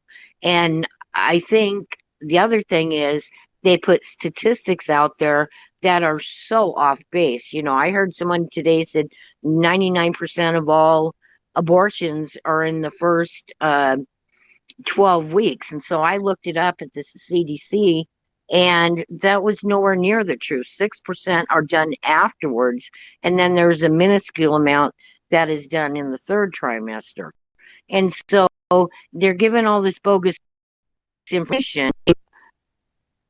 People oftentimes take it at face value when it's really just a lie. Excuse me. And that's what bothers me.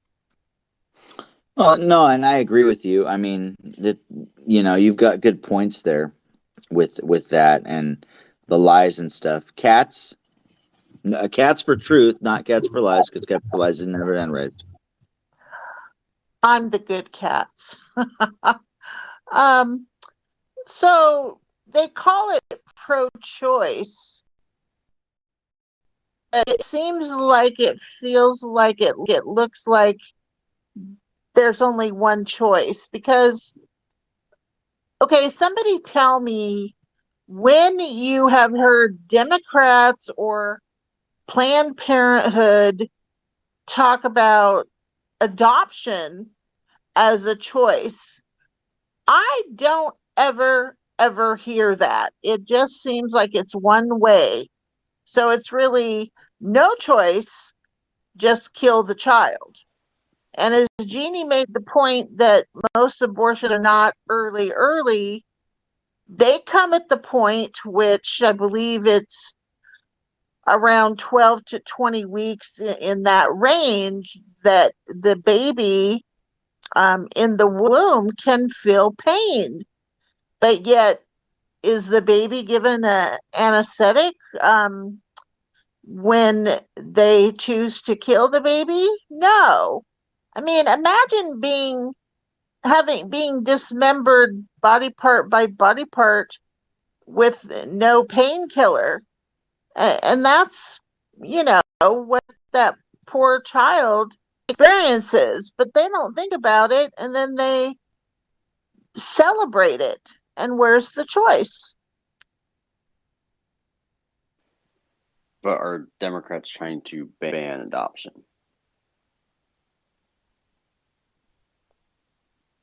But see, here's the thing. Here's the thing about the abortion and about that case is we're getting what they're running on right now is, and I think you'd agree with me, is immediately they're using scare tactics. Oh, the Democrats, Tiffany Smiley wants to have a national ban on abortion. She doesn't just interviewed this week. It's a lie, and she said, no, I believe it should be with the states, which I believe it should be with the states too. I don't believe we need to be doing this national ban on abortion. I have my opinion on abortion, but I think it should go with the states. Let's go ahead and jump in real quick, and then Mark can go. Yeah, so the biggest prime example of Democrats trying to use abortion through fear mongering is the Eric Swalwell. Jesus, can't pronounce his stupid name. Swalwell. He put out an ad where it shows a husband and a wife eating dinner with their kids, and then all of a sudden they get raided by cops, and then the cops say that the mother's under arrest having a terminated pregnancy. and then they make it so dark and dreary, like the mom's going to a jail cell, and it's making it sound like that's exactly how we want the world to be run. It's just straight up fear mongering. I saw that. I saw that, Let's, man. I'm just telling you, I'm backing you on that. I saw it. Mar? Wow. Okay, so And good points, by the way, Let's. Sorry, Mar. I didn't acknowledge Let's on that. That is true, Let's. Go ahead, Mar. that's okay. Yeah, obviously I'm pro-life. A couple years ago, when my daughter was still in school, actually it was more than a couple years because she's older now, but she was only 14 at the time, and they literally told me that her school could take her to have an abortion, and they would never have to tell me a single word about it.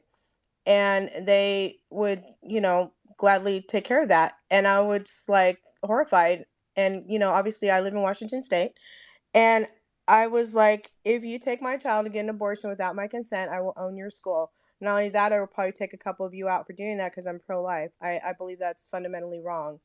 Um, to push that out is just ridiculous to me. And I don't understand why they don't push birth control, adoption, boosting up the foster care system. If the foster care system is so bad, instead of sending money overseas, why don't they revamp the foster care system so kids can be safe? Or improve the adoption process so people that want children can adopt easily without all the red tape to try to get a child? Why aren't they pushing positive things instead of killing a child? Why is that the first thing they lean on? I mean, I was a teenage mom myself. I raised my children by myself. I never even once considered adoption. I did use protection, and my child wanted to be born, so that's a whole other discussion. But um, finances isn't. I understand how people say, well, you don't have the money to raise your children, but you have a child. You have no other choice but to do what you need to do to take care of that child, and that should be your number one priority, is taking care of that child. The time to think about not having a kid is pretty much either abstinence or using birth control, and I don't understand why they're not promoting that and just making things life easier in those aspects. Having them brought to schools. Well, they used to have birth control brought to schools, but they cut all that out. And just quit using abortion as a way to escape being a parent. If you're not ready to be a parent, take the precautions and stop using that as a political tool to gain votes, because it's ridiculous to promote killing a child as your means to gain a political momentum, because it's horrific, and just the whole process of it is sick. And they should stop using that as a talking point and start promoting better ways to take care of yourself and prevent having children. That's good. I agree with that. There's a lot of that goes on.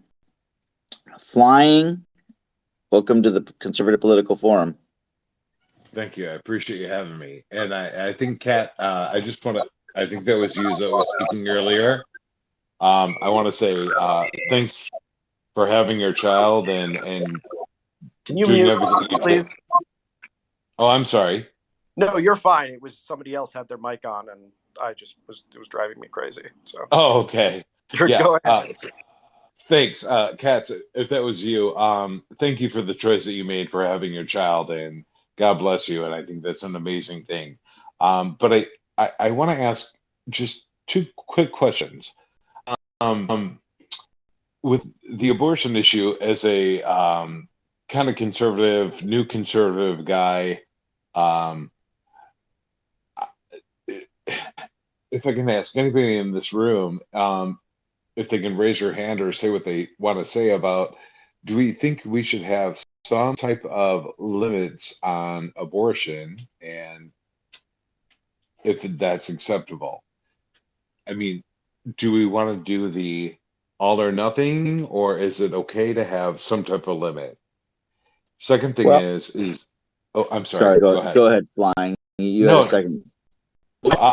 I'll ask. No, I'll just ask that first. I think Okay. that I'm just asking. I think that most of us kind of feel that there should be of course, we're pro-life, but we think there should be some term limit of that. Mm-hmm. But do most of us in this group feel that way, or do we want the all or nothing thing that seems to Okay. be pushed? That Democrats seem to be saying we all want, which I don't think we do. We just want So limits. So I see all you guys with your hands up that have had your hands up for a second. Please be patient. I'm gonna answer because I believe that there's 3 hands that went up to answer this question. So I'm gonna go with those. But I'm gonna say first that I am pro-life. So from conception, I'm just gonna stay right there. That's me. Let's go ahead and then Matt and then Jeannie because they raised their hands, I think, for this question. And don't worry, Neo. Don't worry, Michael, and don't worry, Cats for Lies. We'll get to you. So I consider myself pro-life as well, and I do believe that life begins at conception, but I do believe that there should be a couple of exceptions, only when it comes to the life of the mother and maybe possibly rape. But that's really about it. But I mean, not possibly rape, but rape. But those are the only two, though. So, Can I ask a quick question for Let's?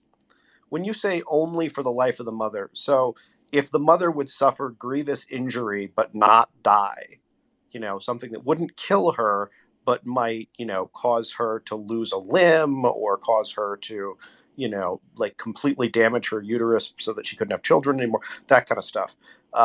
Is that, are you including that in life, or is life literally she would die? Just to clarify. I thought it was that she would have died. No. No, it is. I just wanted to make sure that you weren't in that, including everything short of it, basically. Yeah, I mean, I'm not full closed off from it. Like, I believe in a couple exceptions. Like, if it's valuable, like, I don't like to think, I don't want people to die. You know what I mean? It's just, it's, I guess, just a moral thing of mine. So can I And ask a follow-up? Those are legit questions. Flying, I'm going to let the other 2 hands that came up for your question answer your question. Please.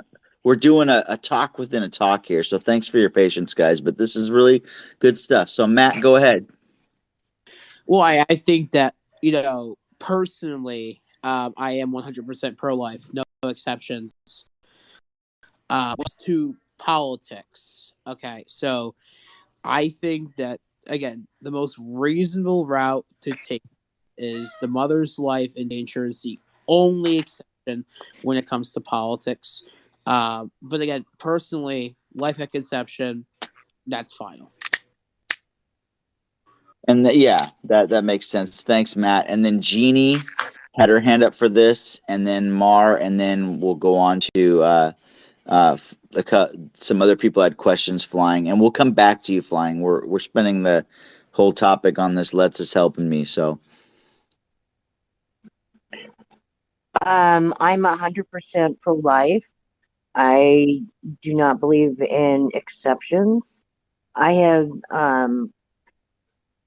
believe that it's very rare, if it all happens, that the life of the mother is endangered, because there's ways, they can remove the baby, through a C-section, not make the mother, but have the mother deliver the baby. And under what circumstances would there be, and I've never heard one, or the life of the mother is endangered? I'm Maybe other people have heard what that would be. I know when I delivered my daughter, I was in ICU because I had a perforated peptic ulcer. I developed pneumonia, and after all of the surgery and all that, then I actually went into labor and delivered her in ICU. So I don't quite get where the life of the mother is something that people consider, because I can't think of any circumstance where that is true. thank you, Jeannie. By the way, for the listeners down there, if you would like to make a comment in the comment box on your opinion on this, you are more than welcome to. You don't have to, but we'd love to hear what you have to say about it. Just click on that little bubble down below, and you can reply in the reply section and make a comment about this since we're talking about abortion tonight a lot. Mar, go ahead and answer Flying's question as well, and then we're gonna kind of go on to the next. I am 100% pro-life, as I mentioned earlier, and I under no circumstances do I believe abortion is okay. I actually, when I was told I was pregnant with my third child, the doctor said, "Congratulations, you're going to have a baby, and you also have cervical cancer." So they wanted to take my child, and I said, "Absolutely not." And they were like, "Well, we need to start your treatment." I said, "I don't care." So I'm going to have my child. But in the process, I had to stay in bed in order to keep pregnant with her because my body wasn't able to hold on to her very well. So I had to stay in bed for 5 of the 9 months of my pregnancy, and I did what I had to do to make sure my child came to full term. And as a mom, when you're a mom, and it's just something you do, right? You make sure your baby comes to term, and whether it takes my life or not, I really never even gave it a thought. I just wanted her to be born healthy. And so after she was born, of course, I started what I needed to do to take care of my cancer. But for her, she's the priority. So there is no, for me, there's no exceptions. You're pregnant, and you do what you need to do to make sure that baby, A, breathes its first breath, and B, you raise it until it's 18 years old and goes on and lives their life. That's your job. That's your one job in this life, is to make sure that baby comes to full term. Thank you, Mar. Good. That's a good answer there. And I agree with you on that. I think that being that I am pro-life from conception, I would just say that baby's gonna live. Michael, and by the way, let me promote Michael real quick. He has written 2 books, and he's on getting ready for his third one. If you want to look in his profile, I would love it if you want to take a look at the books. They're fiction, right? So they're made up, obviously, right, Michael? Yeah, totally fictions, but maybe even venture into speculative fiction too. Right on. All right. So what do you got to say about this? By the way, Michael. Thank you for the promo. And on the topic of abortion, I'm 100% pro-life, and I would like to say that I'm a NICU baby, and that when it comes to finding options, like they need to make it easier for people who want to keep the baby alive, like adoption and cutting all the red tape to free up resources for people who are unable, who either can't afford or unable to have that baby and raise it. So I don't have any. For me, no compromise in the bringing up the baby's life. I think it needs to be no exceptions. Thank you, Michael. Appreciate that. So I'm going to go with Cats for Lies, Nikki. But Nikki, before I do, I want to ask you a question. Wouldn't there be in the gay community couples that would want to adopt kids, and this would be a great way for them to adopt kids that of people that don't want to have their baby? I'm just asking you because I think that's a good question. Absolutely. And it's, one of the factors in why I'm pro-life personally. The difference between you guys and me is that, I believe that the right approach to reducing the number of abortions is creating as many pathways as possible so that women don't have to choose abortion, and making it so that when a woman needs an abortion, that, there are the right procedures in place to make sure that, that is not taken lightly. And there are other countries that do this, where you want to get an abortion at, 10 weeks or 15 weeks or whatever. Hey, real quick, I hear the sirens in the background. Are you getting into somebody's cat food again? Yeah, very funny. No, I just live on a busy street. That you have to appeal to a doctor, and the doctor has to go to their colleagues and that kind of thing, and there's a review process that's involved. And I think that that's what we already do currently for third trimester abortions. My thought process is basically, that there are situations right now where a woman gets pregnant and has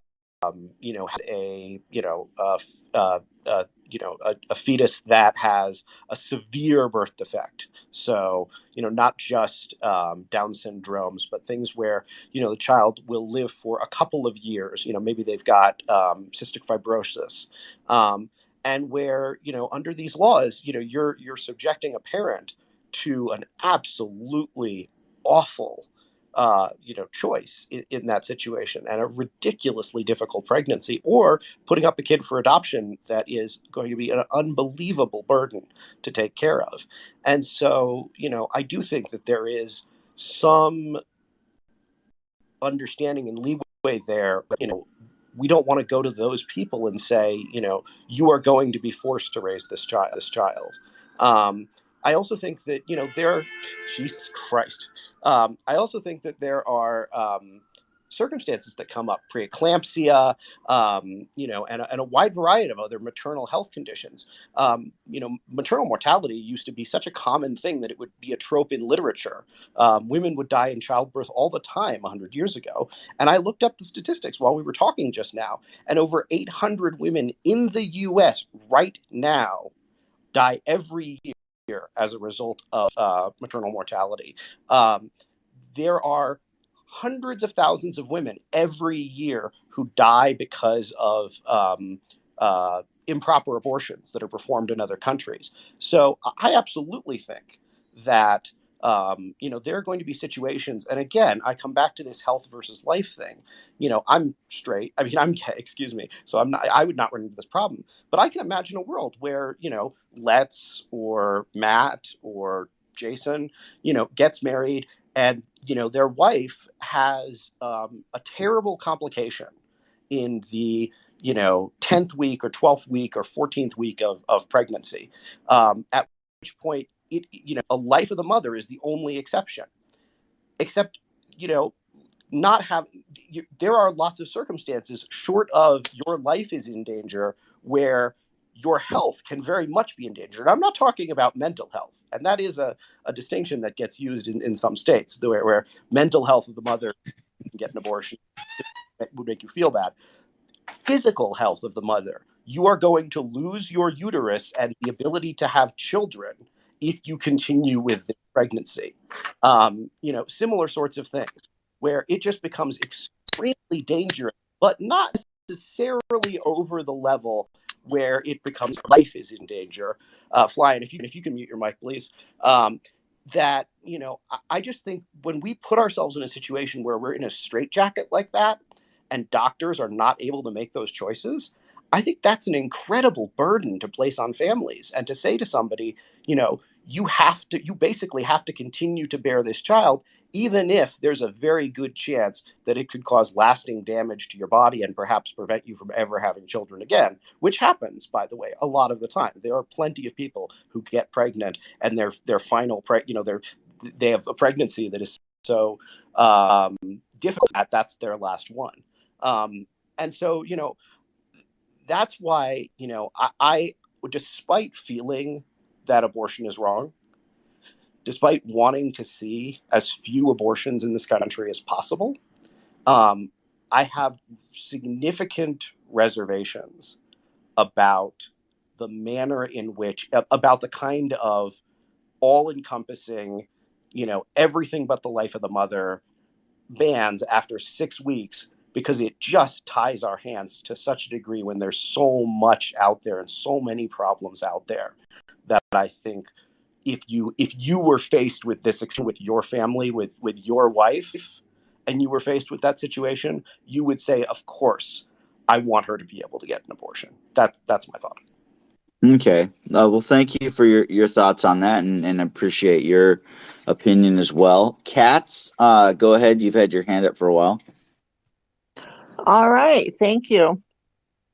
So I am definitely pro-life. I am a lifelong Catholic, and there are no exceptions. Life begins at conception. That is a scientific fact.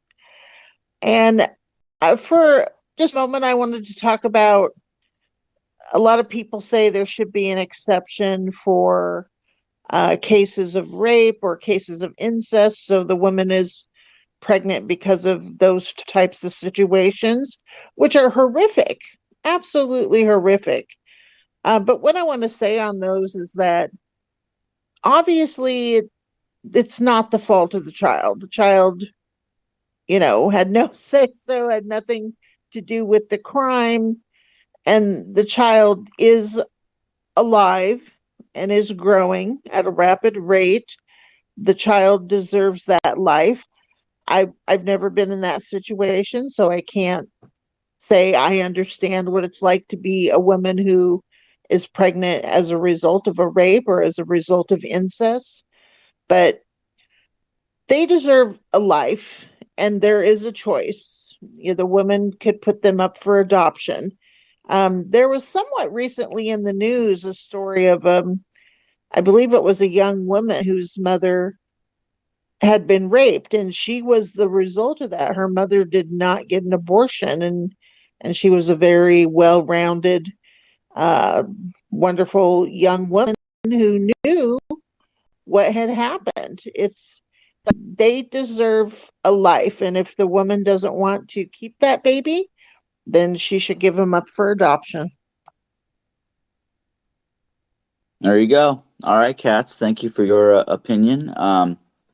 So, to give a review, because we're going into the overtime hour with this same conversation, we are sitting at the fact that Republicans are being painted as evil because they're being painted as the only thing that the Democrats have to push on them in these attack ads is that they want abortion, they want a national ban of abortion, abortion, abortion, abortion, abortion, abortion, abortion, abortion. So that's the attack ads that we've been seeing.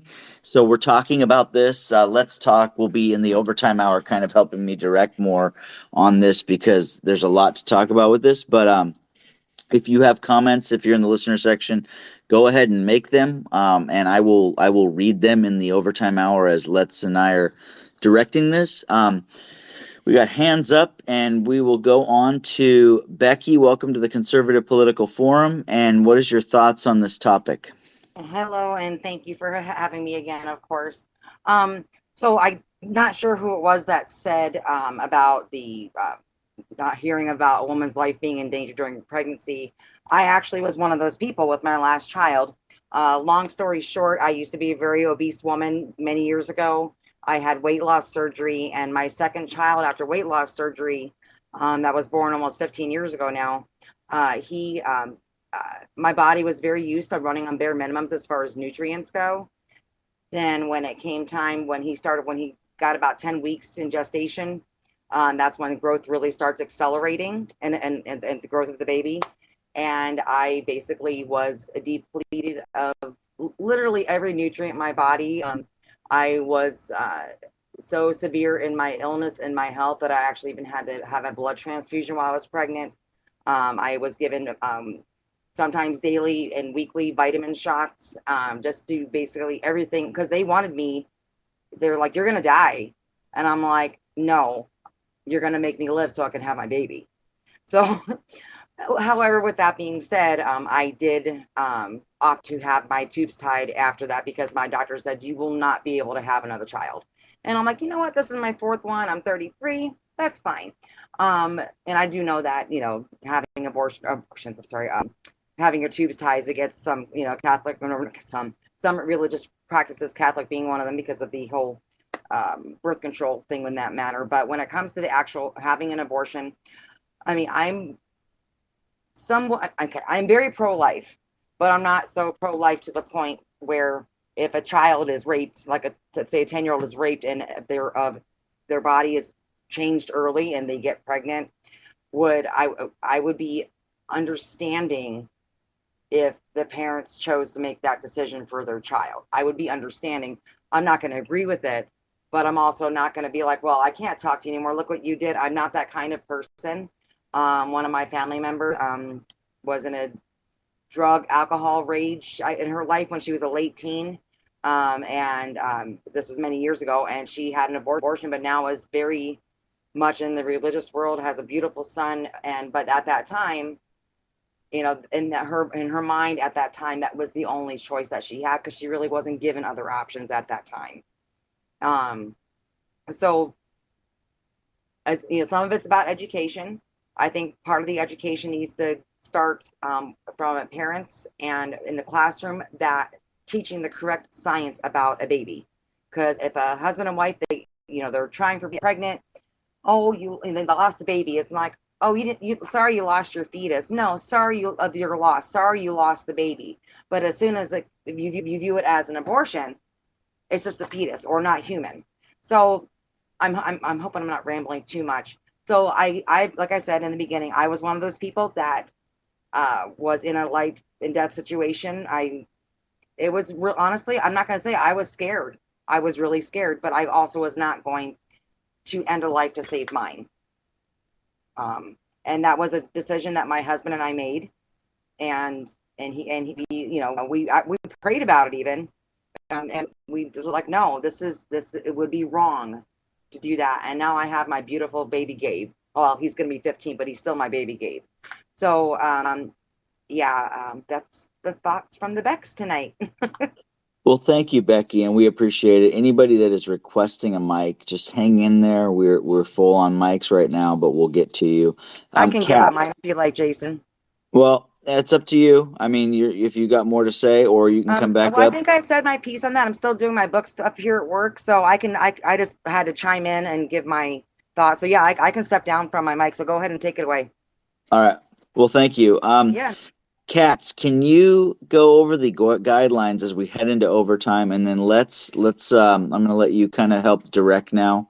The overtime hour, we're continuing to talk about this situation. So I am so honored that all you guys are here. Just know that I'm thankful this thing keeps growing, and I'm really, it's an honor. So I get a bunch of libs that attack me sometimes, and I'm like, oh, that's funny. They're like, nobody cares what you think. I'm like, huh?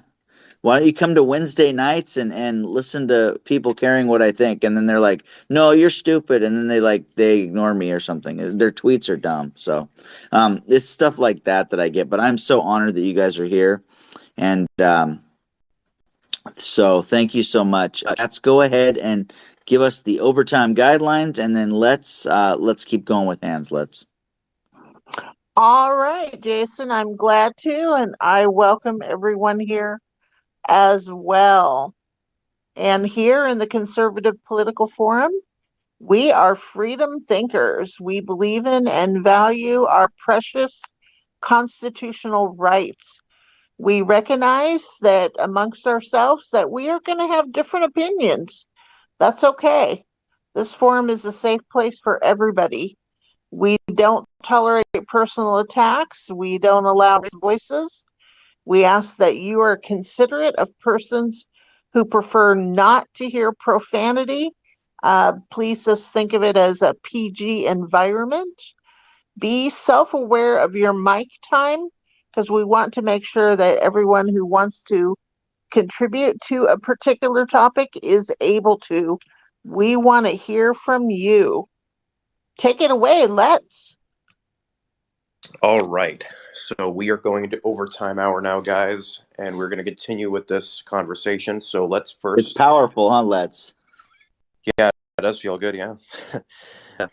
So we're going to move. We're going to go to Anastasia since she's new. So take it away, Anastasia. Thanks, guys. I just wanted to know if you had talked about Stacey Abrams saying that more abortion will address inflation and gas prices. Yeah, that's how we started this conversation. And then we're like, okay, after education, we're going to go back to this because of the political attacks. So yeah, we definitely did, but we can kind of, if you want to bring it up since we're talking about abortion, you can kind of talk about your opinion on it. Well, I put it up in the nest, and I also put a North Carolina who's running for Senate says it's deeply troubling that taxpayers won't pay for gender reassignment surgery and puberty blockers. And she said it's deeply troubling and dangerous. This is what we're up against. I guess, you've all talked about and know about that they're using the schools as their supply of gender trans surgery candidates, and the And doctor.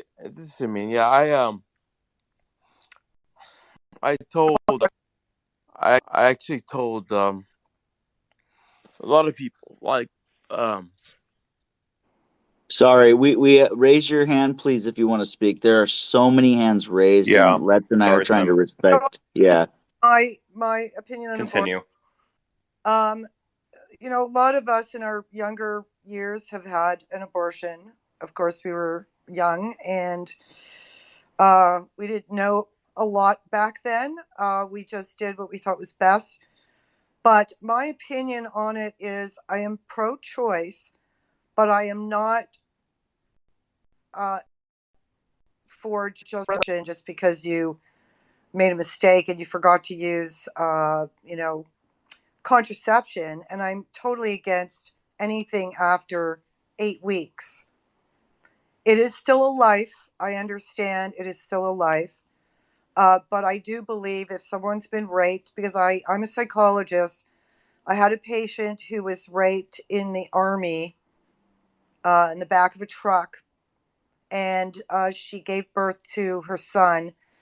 And she was haunted every time she looked at him because he looked like her rapist. So it was very psychologically damaging for her.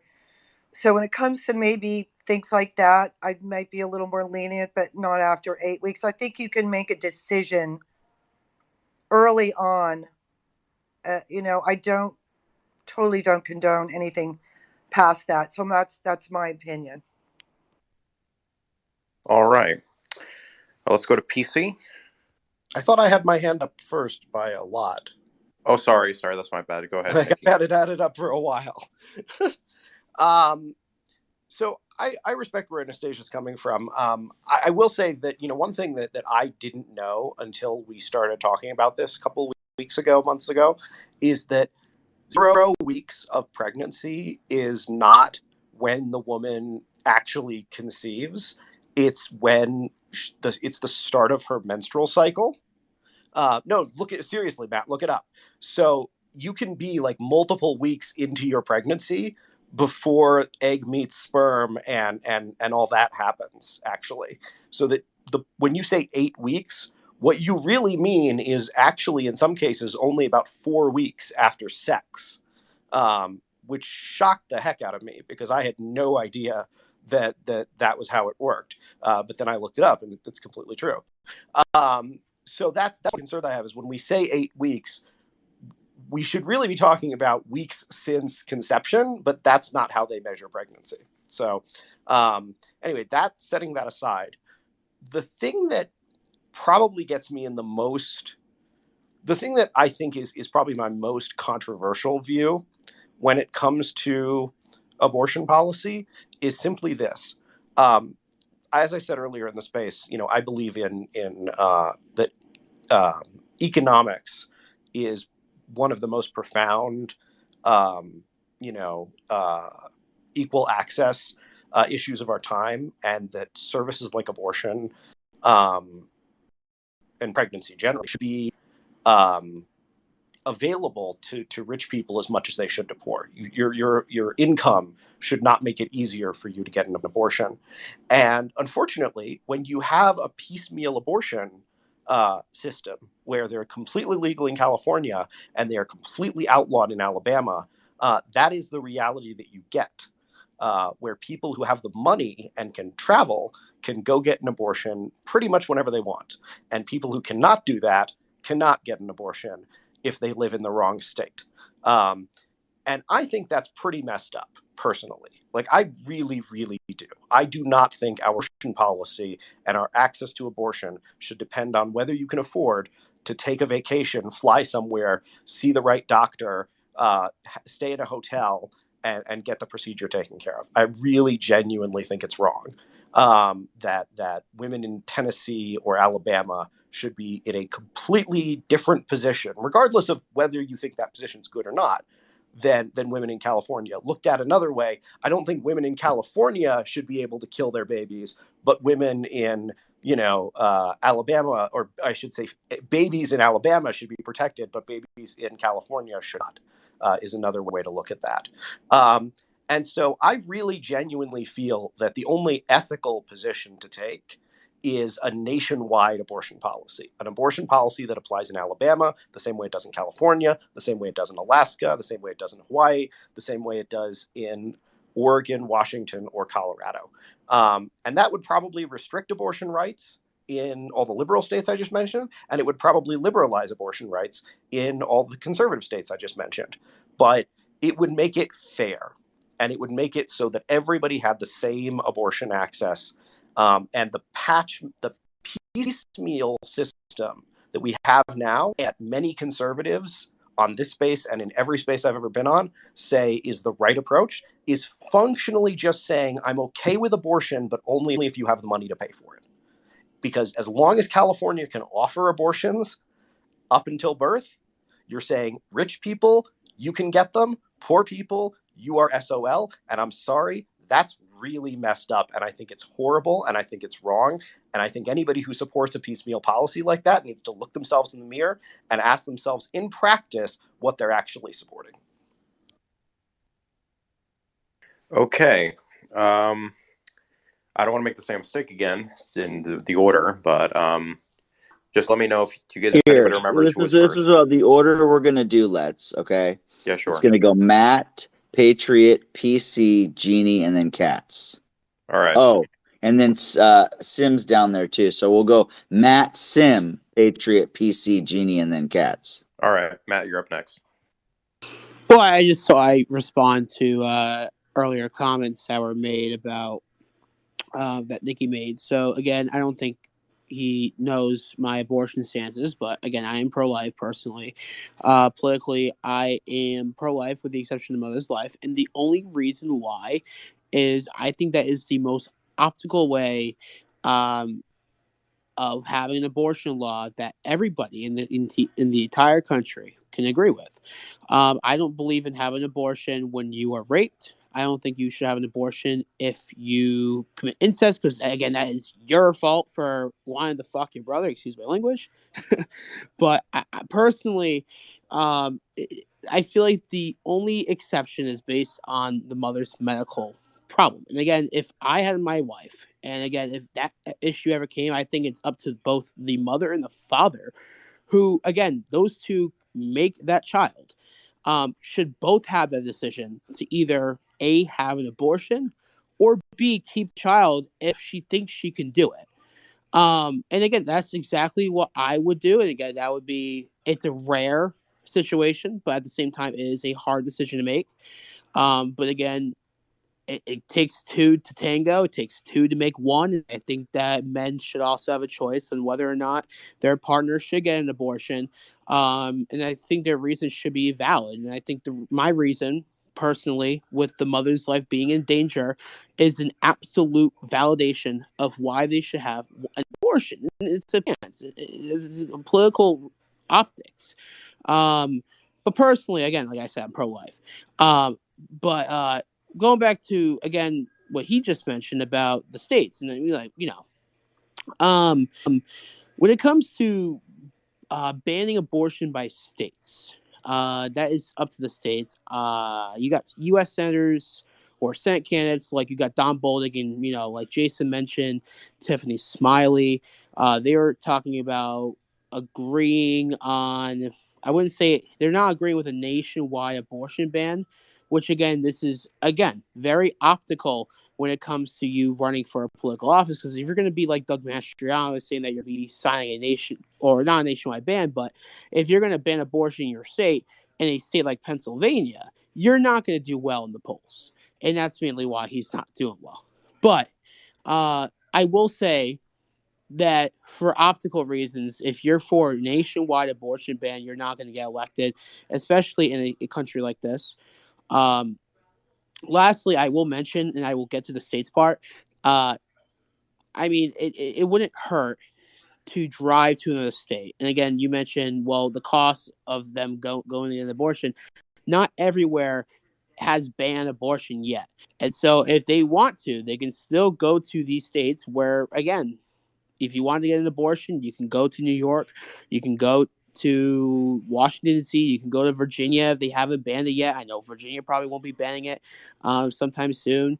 Illinois can definitely be the carrier within the South. Not that far of a drive. So again, I think there's many accessible abortion clinics for many women that plan to get an abortion but can't do it in the red state. But overall, I don't think it's acceptable at all for women to have an abortion. So that's just my stance on it. All right, Sim, you're up next.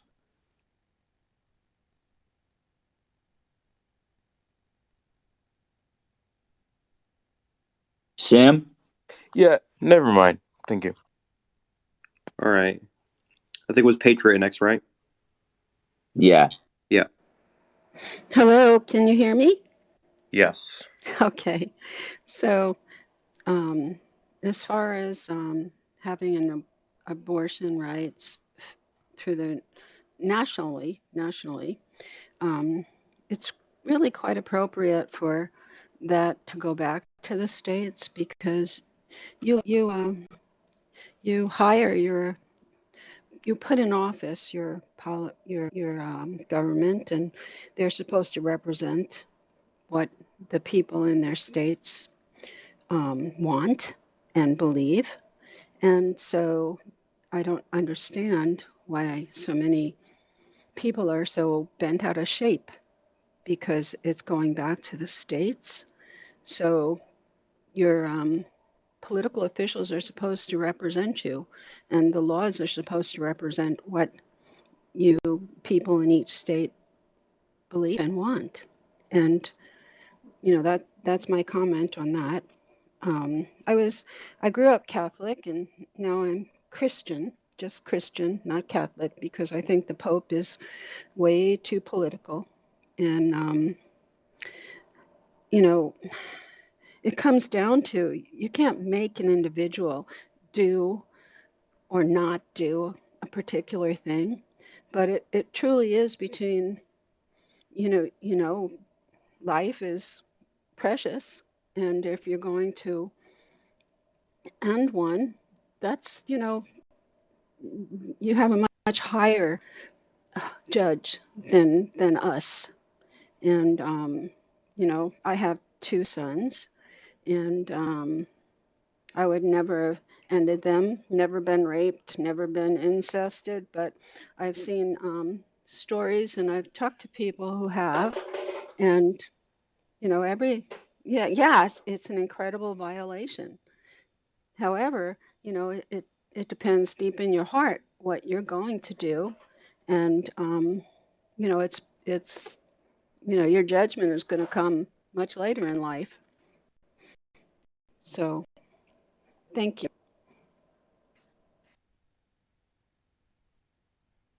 You there, Let's? Thank you. Yeah, sorry, I was having connection issues. Okay, so PC? Hi.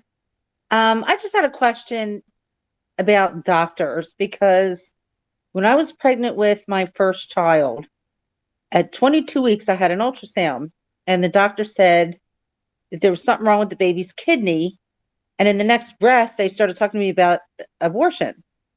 But they said it was too late in the state that I was in, but I could always go to New York because at the time, New York was like 24 weeks or something. And I'm like, I didn't know. I was like so traumatized. I didn't know what to make of all this. And then he leaves, said he's going to get me this paperwork for it or whatever, and comes back, gives me his paperwork. And I couldn't even speak because I just didn't know. I'm looking at my husband and go, what's happening? And then they told me I had to come back every 2 weeks for these level 2 ultrasounds. Because, of course, we didn't go for the abortion thing. So every 2 weeks I was going for these level 2 ultrasounds. And there was a different doctor there each time. And at one point, this one doctor came in and he's like, what are you doing here? And I explained to him what I've been through. And he explained in detail what the kidney issue was. And he said it was something about there's a narrowing in the opening of the kidney. It was like a little narrower than it should be. And he said, that's nothing. He said, it's more common in males than females. But he says, why are you here? He said, you don't need to come back. So, of course, I didn't go back and my baby was fine. He's 31 now and he's still fine. So how many doctors are pushing this abortion the way that they did that was 31 years ago? But I mean, one little thing and they're already talking to you about abortion. Like, I don't know. I just didn't think that was right. And are doctors still doing that? Maybe they're talking about abortion too easily to people. Does anybody have any experience with anything like that? I've not seen anything or anybody that has dealt with something in that position, no. I'm just saying, I'm wondering if doctors are doing that. Like, are they pushing it too much? I mean, I don't know. It's been a long time since I had kids, but I just kind of worry about that.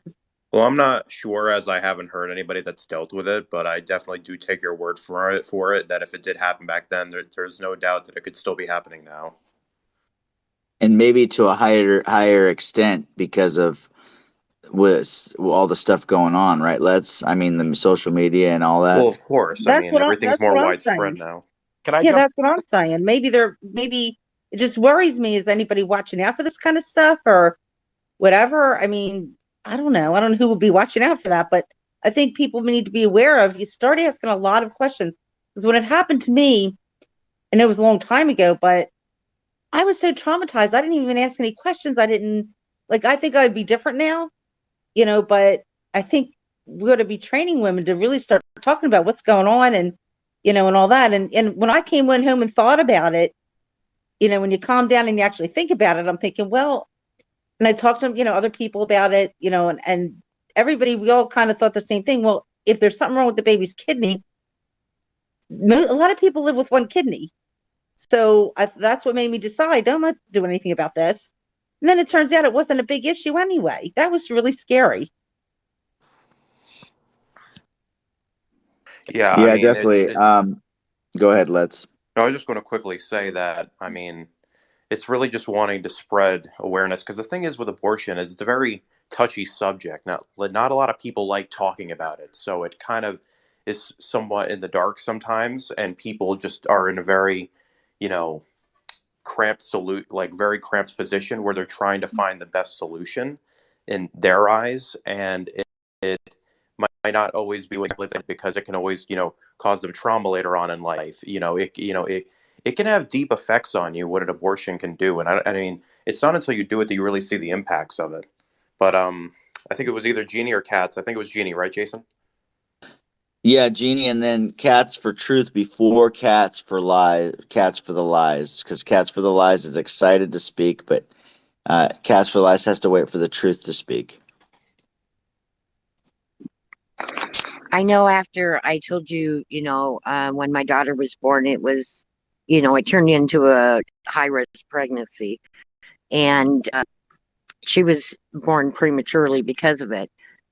And then I got pregnant a number of months later. And when I went to the doctor says, well, you're a good candidate for an abortion because, I don't know if your body's had enough time to heal. And it was like, that's not even on the plate. You want me, put me in high risk, that's fine. But there's no way that's going to happen. But the other thing I wanted to talk about is when women nowadays go to, doctors, oftentimes they do genetic testing so they can see if, are you having a Down syndrome child? And a lot of times they really push. If you have a genetic marker that doesn't look right to them, they really push abortion. And I think that's sad because some kids, where they have something comes up, they have a very healthy child. And it also, not all children must be perfect, what you expect the perfect child to be. I mean, Down syndrome children can be beautiful, wonderful children. And to abort them just because they're not your perception of the perfect child, I think is sad.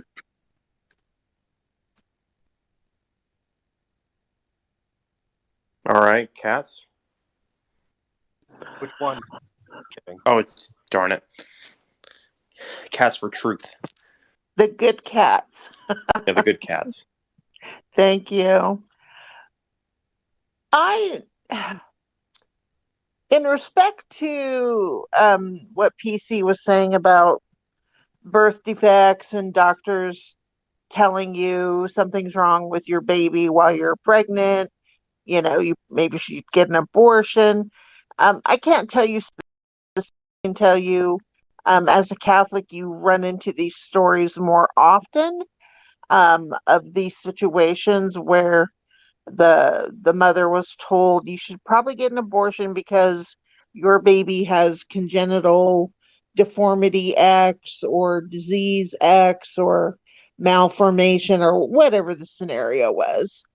And the mother being Catholic and being like, no, not going to do it. And how many times, and quite frequently, the child would be born and it would not be as serious at all as the doctor has said. So that happens more than we know. And again, I have no statistics on it. I knew a pro-life Catholic family, and I think they had 8 kids. Quite a few of them were adopted. Biracial children, different nationalities. But there was one child that always stood out to me. And this child, I can't remember what was wrong with him. I think he was maybe 8 to 10 years old. He was in a wheelchair. And with him, he was absolutely 100% dependent on them. He couldn't talk. He couldn't eat. They had to, wipe slobber off his face. 100% dependent. But to watch them with this child, they loved this child like you just cannot believe.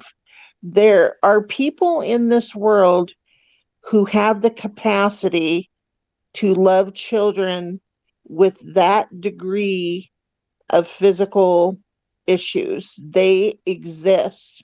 So when we talk about, well, that child has severe deformities or other issues, you should probably abort the child. No, adopt that child. I'm telling you, these people exist. I could never do it.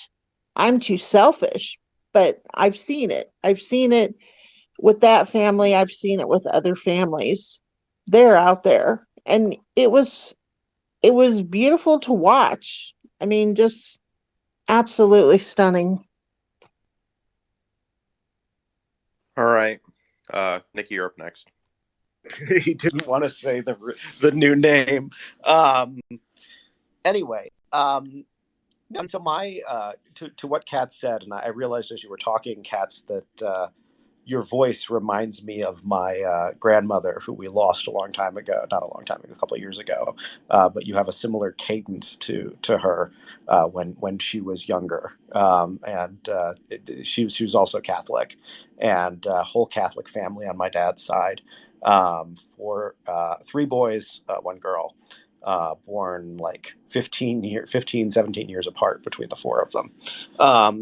And very observant Catholic. She was, Catholic weddings for some of the kids. I mean, all that fun stuff. And so that's, when you hear me talk about sort of conservative stuff, there's definitely a part of me that brings in a lot of the lessons I learned from my dad's side of the family. But I gotta say, quite honestly, what I heard from Matt was so incoherent as to be almost unbelievable. And what I mean by that, respectfully, is that to say that you are vehemently opposed to abortion, such that the only acceptable, compromise is, and only because it's politically a good compromise, is the life of the mother, and that you want to restrict it basically from conception. Aside from that, and at the same time, to say that you should be able to drive across the border of your state, go to, New York and get an abortion there up till birth, is utterly incoherent. It's like someone saying alcohol is poison. It's terrible. It will kill you. It's the devil. You should never be able to buy it. Oh, and just go to the corner store across state lines and you're good to go. Like, it is an entirely, listening to him talk about this issue, it registered to me that it was an entirely political position divorced from the realities of actually being faced with having to terminate a pregnancy. Because, at the same time, he was talking about how, oh, well, the man should be involved in the decision. And, it's a decision that they should have to make together. Yeah, but if you're banning abortion from birth, from conception, there's no decision to be made. Your wife is never going to have a choice. The husband is never going to have a say because there's nothing to have a say in, and so it's just it was this whole thing about, well, in political terms, maybe it's bad for us in these states or it's good for us in these states. I'm talking in pure moral terms, in the type of analysis that my grandmother would have made me do when asking if something was good or bad. The type of analysis that I learned to do well before I ever learned about swing states and polling and all of those things. The simple question of, is this right or is this wrong? And it is wrong to say that this is criminal, it's horrible, it's immoral, but if you go across state lines, we're cool with it. I'm sorry, there is no moral justification for that kind of a system. There's none. Unless what you want is to have a hardline position on abortion, but not really get rid of it. Hey, let's, before you go on to other hands, Matt probably wants to respond to Yeah, I was about to do Nikki. that, yeah. Okay, cool. Well, I just want to respond saying that I don't think he understood what I was saying one last time. We all know that all 50 states are not going to ban abortion. There will be no abortion ban nationwide, and I've expressed this a lot.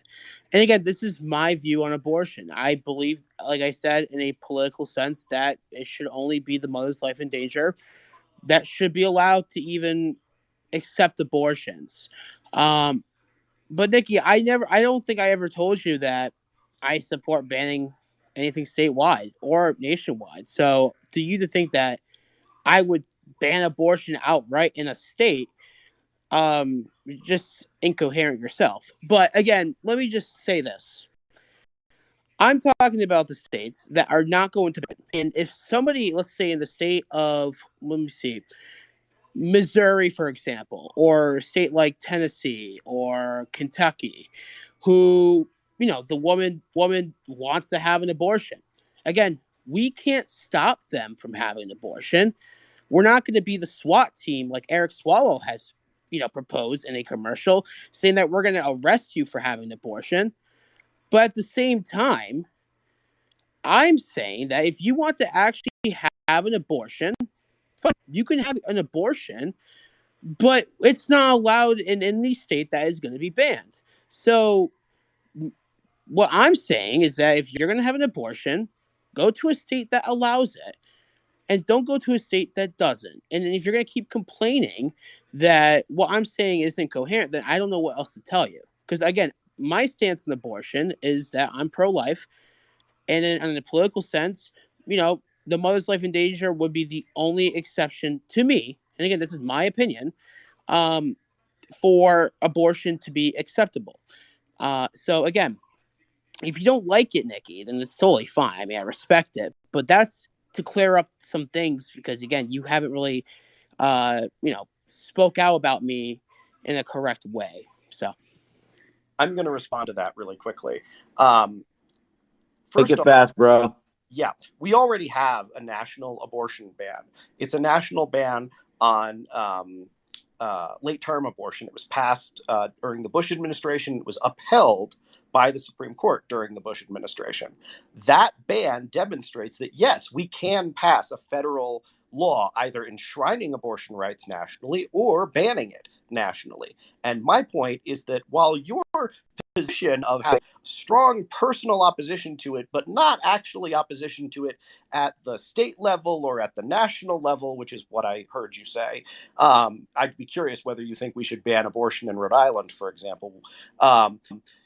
Is that the whole point of electing policymakers, of electing members of Congress and senators, which we talk about all the time, is so that on issues of national concern, which clearly abortion is, and that's why we passed a national late-term abortion ban under the Bush administration, is so that we can make policy nationally on something so that people can't just skip over across the state line and do something which is literally a felony in one state, completely free and taxpayer subsidized in another. That's what I mean by incoherent. That's what I mean by you have no moral position on this issue that you are willing to actually turn into law. You just want to say stuff and then be able to take whatever political position seems like it's going to help you win that election. And I don't respect that at all.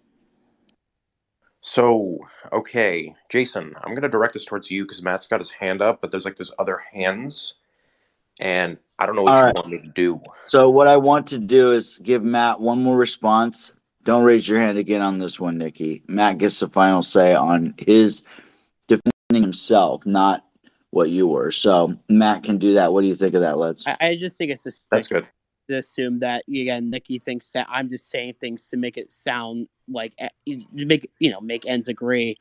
But again, that's my position on abortion. Again, Nikki doesn't like it, but again, for him to assume that I support an abortion ban or not. I mean, the thing is, I don't support abortion at all. And again, that's just my position on it. I've never said anything in specific whether banning it nationwide. And again, technically, what you're mentioning is banning it nationwide for late term abortions. There's still abortions. So for you to think that there's a nationwide abortion ban, that is simply not true because people can still have access to abortion. We are talking about an actual ban on abortion where nobody can get an abortion at all. That is what I'm talking about. Not, oh, you can't get an abortion but in the late term stages, but you can still get one in the early term. No, we're talking about at all.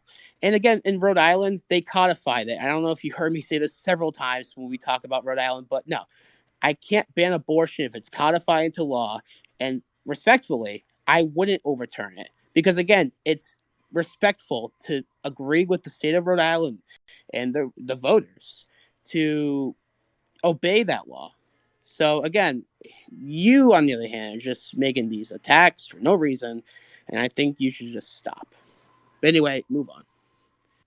Okay, so I think it's Jason. If you don't remember the order, we're just going to do the order of Colin, Patriot, then the Cats. Is that fine? Yeah, whatever order you want to do, you can do it, bro. All right, Colin, you're up. Matt, do you support a national abortion ban? Like a national abortion ban as of banning all abortion? With exception for the mothers, which is your position, yes? Absolutely, yeah. If it's for only the exception, I mean, it necessarily wouldn't be a national abortion ban since, again, speaking of there's only one exception and it's still an abortion, then yeah, I think that would definitely wouldn't technically consider to be an abortion ban according to some people in this space, but yeah, I would support that if it's only in the danger of the mother. Yeah. Okay, that's it. Bye. All right, Patriot, you're up next. Okay. I find that again, having had the Supreme Court SCOTUS turn the issue of abortion back to the states because it's unconstitutional for it to be national. I think that says a lot. And as far as people and whom they select to be their representatives, that says a lot too.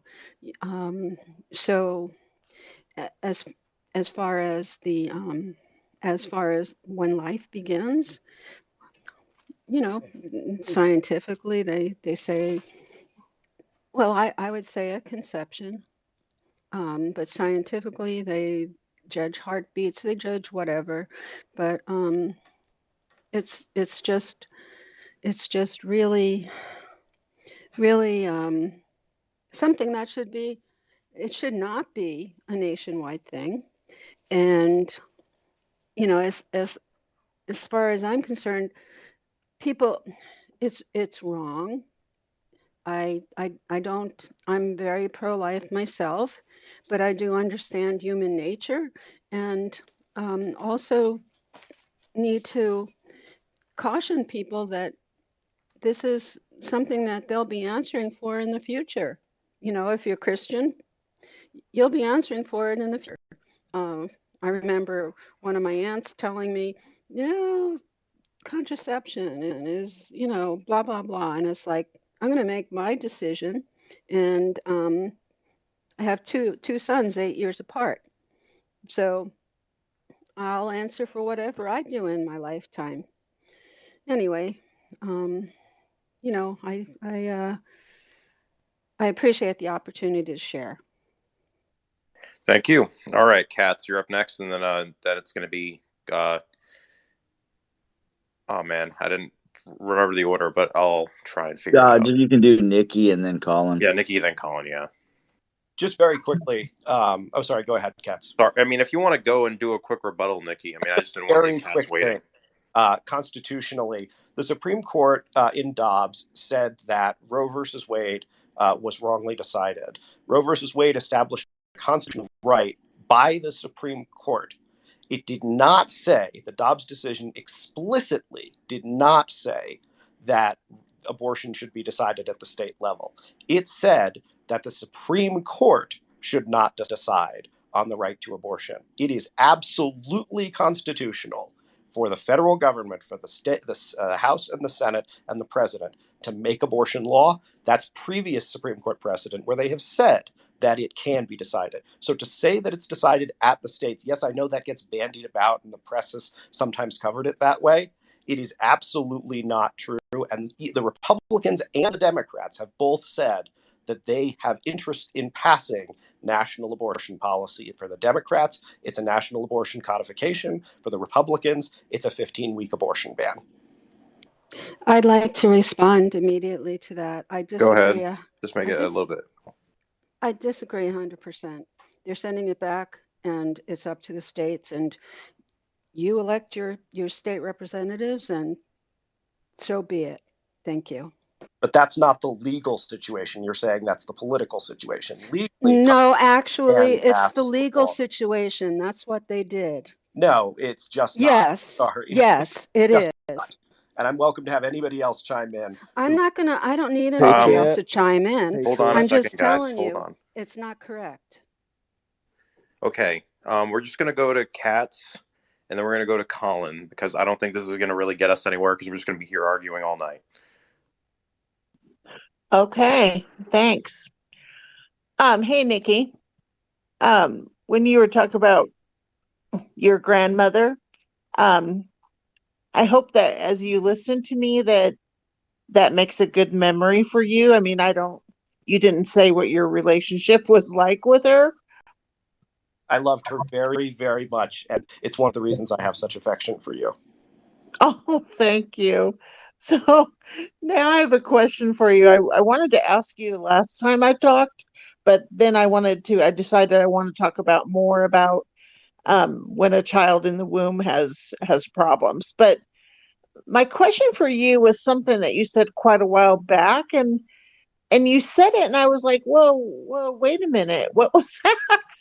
And it was something about, and correct me if I'm wrong, but you were saying something about, oh, and I just recently found out, I never knew that. And I thought it was something about like how long sperm live in the woman's body. Did I misunderstand you?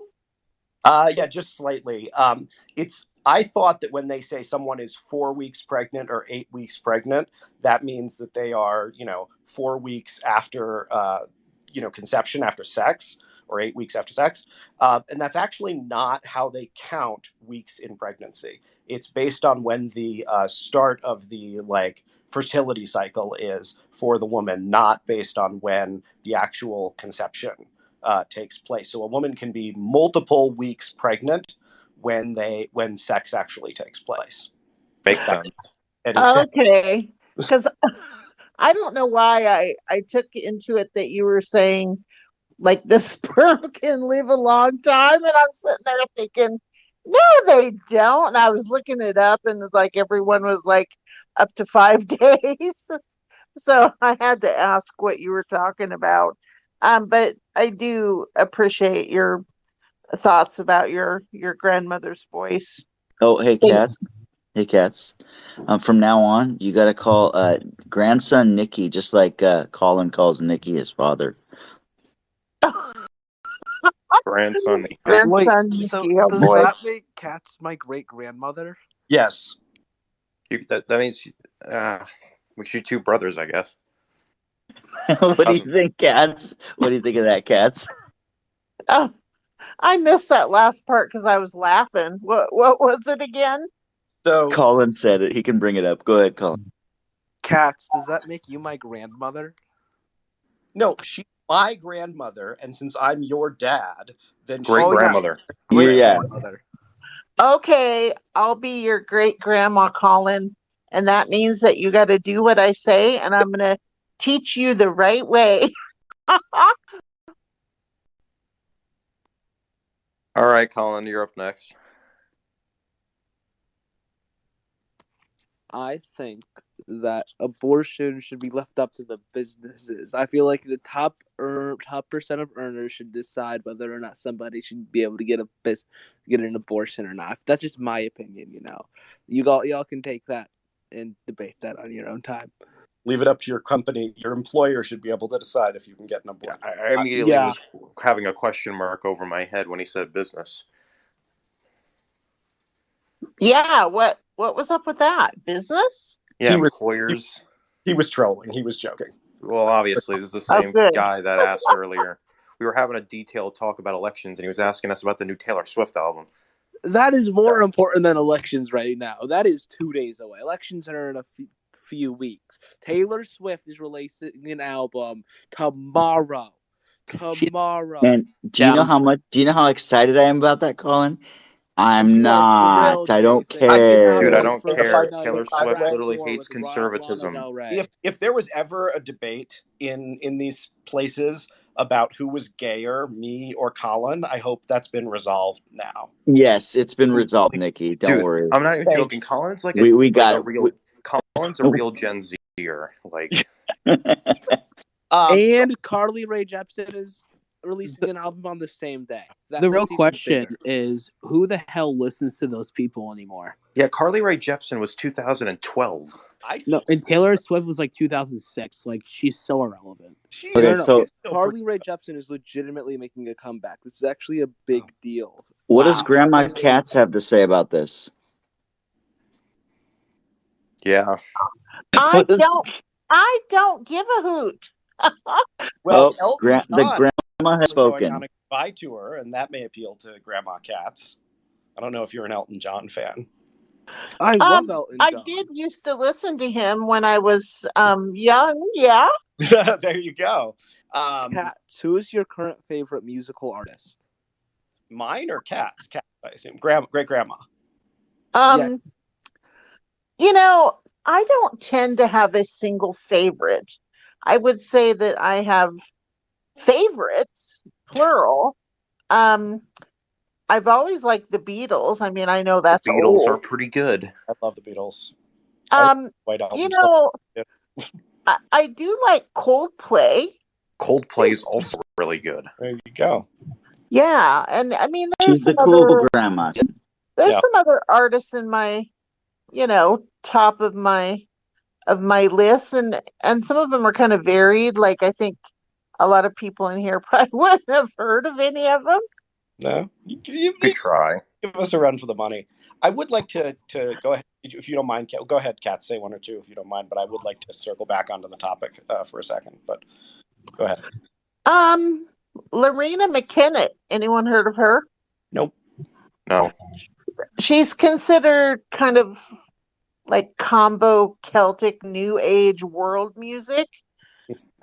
She's an interesting artist because she travels to various places in the world. She learns their history, the stories, the music from ancient times, and she kind of makes albums based on that history and that music and those instruments. And it's just really, really cool. Lorena McKennitt. Um, I like Enya. I think she sings very beautifully. I know they do a lot of in studio layering of her voice to make it even cooler. I kind of like Sting a little bit, some of his music. Bryan Adams. Bryan Adams is pretty good.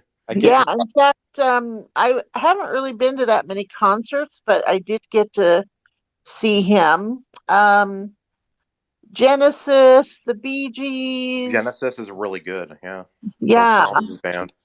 Yeah.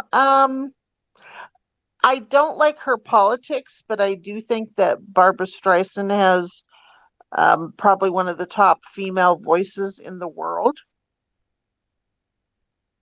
Has any of y'all heard of Morgan Wallen? No. Yes. Nope. All right. Can I jump in? Go ahead. Yes. All right. I'll start with this. You'll remember me when the west wind moves upon the fields of Garley. You'll forget yourself as the... I don't remember the lyrics. What's up with you singing so much more? I like singing. It's Fields of Gold by Sting. Sting, good job. That was really cool. Love that song. He's done a lot of singing, Let's in the rooms. Remember No, when I he know. came in? He's been doing it more recently. Anyway, what He's comfortable with us. I am. What I wanted to say was that, I feel like this discussion brings forward something that is always present in our conversations, but not always, focused on. And that is the moral component of policy. We talk a lot, like all the time, about, whether we like policy, whether we dislike a policy, usually in the context of which party is proposing it, and whether we think it's good politics to push that forward or bad politics to push that forward. That's the topic of conversation most of the time.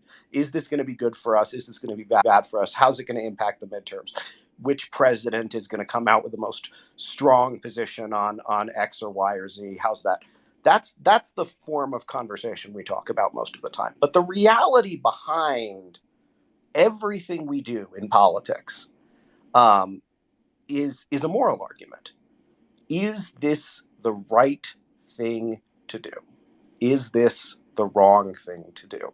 Not because it will help us win an election, not because it will help us raise more money. Simply, should government do this? Is it the right thing to do? And I feel like abortion, more than most things we talk about, really forces us to center that question of, is this the right thing to do?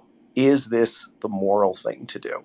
And I'll just say this. One of my best friends in politics, who I met, of all places, at a sports bar about 5 years ago now, is a gentleman who runs the largest anti-abortion policy organization in the state of California. He has spent most every day of his life since I've known him working to reduce the number of abortions in this country and in California. And let me tell you, Dobbs was a day for him that I don't think any of us will ever experience in our professional lives, how much that meant to him in his. And he debated Gloria Allred on television after that happened, got quoted in the Washington Post.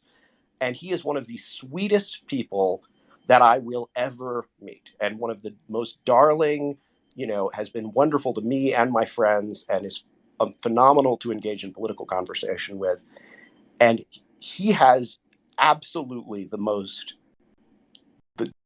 deepest conviction on this issue that stem 150% not from politics, but from his faith in Jesus Christ. And his interest in this issue does not change based on the politics of it. He believes what he believes, regardless of whether it's good policy or good politics or bad politics. And I'll tell you, there's not a state worse to be an abortion opponent than California. But it's what I respect him for. And I wish more of us, myself included, because I don't always do it myself, on more issues could have the same faith that he brings to this issue on everything else. And I just wish we had the same moral clarity that he does on this and every other conversation we have. Very good, Nikki. Very good, I yeah. really appreciate that. That was good, huh, Let's? Yeah, that was really good, Nikki. Yeah, I really appreciate that your friend's doing that. He's a really sweet man, and just reminds me every day that, like, you can bring strong convictions to politics without ever being a mean person, and without ever approach with a focus that understands the political ramifications of this stuff extremely well, but isn't grounded in that. Is grounded. I do agree with you in the perspective that I don't want to use it to leverage to win an election. I want to use it to actually solve what I believe is the problem, because, winning an election is just one part of it, but it's actually solving the issue that I want to solve or, take part in by, just winning the election is one thing. That's my point. But actually getting to find, my side on how to deal with it is different. It's not part of the election, in my opinion, in any way, or what we need to, you know what I mean? I don't know how better to describe it. But I'll just cap it off by saying this. One of the things I chatted with him about after Ruth Bader Ginsburg died and Comey Barrett got on, it looked like there was a good possibility that the Supreme Court would overturn abortion, was basically, let's say this had a political impact. We were having this conversation back in like 2021.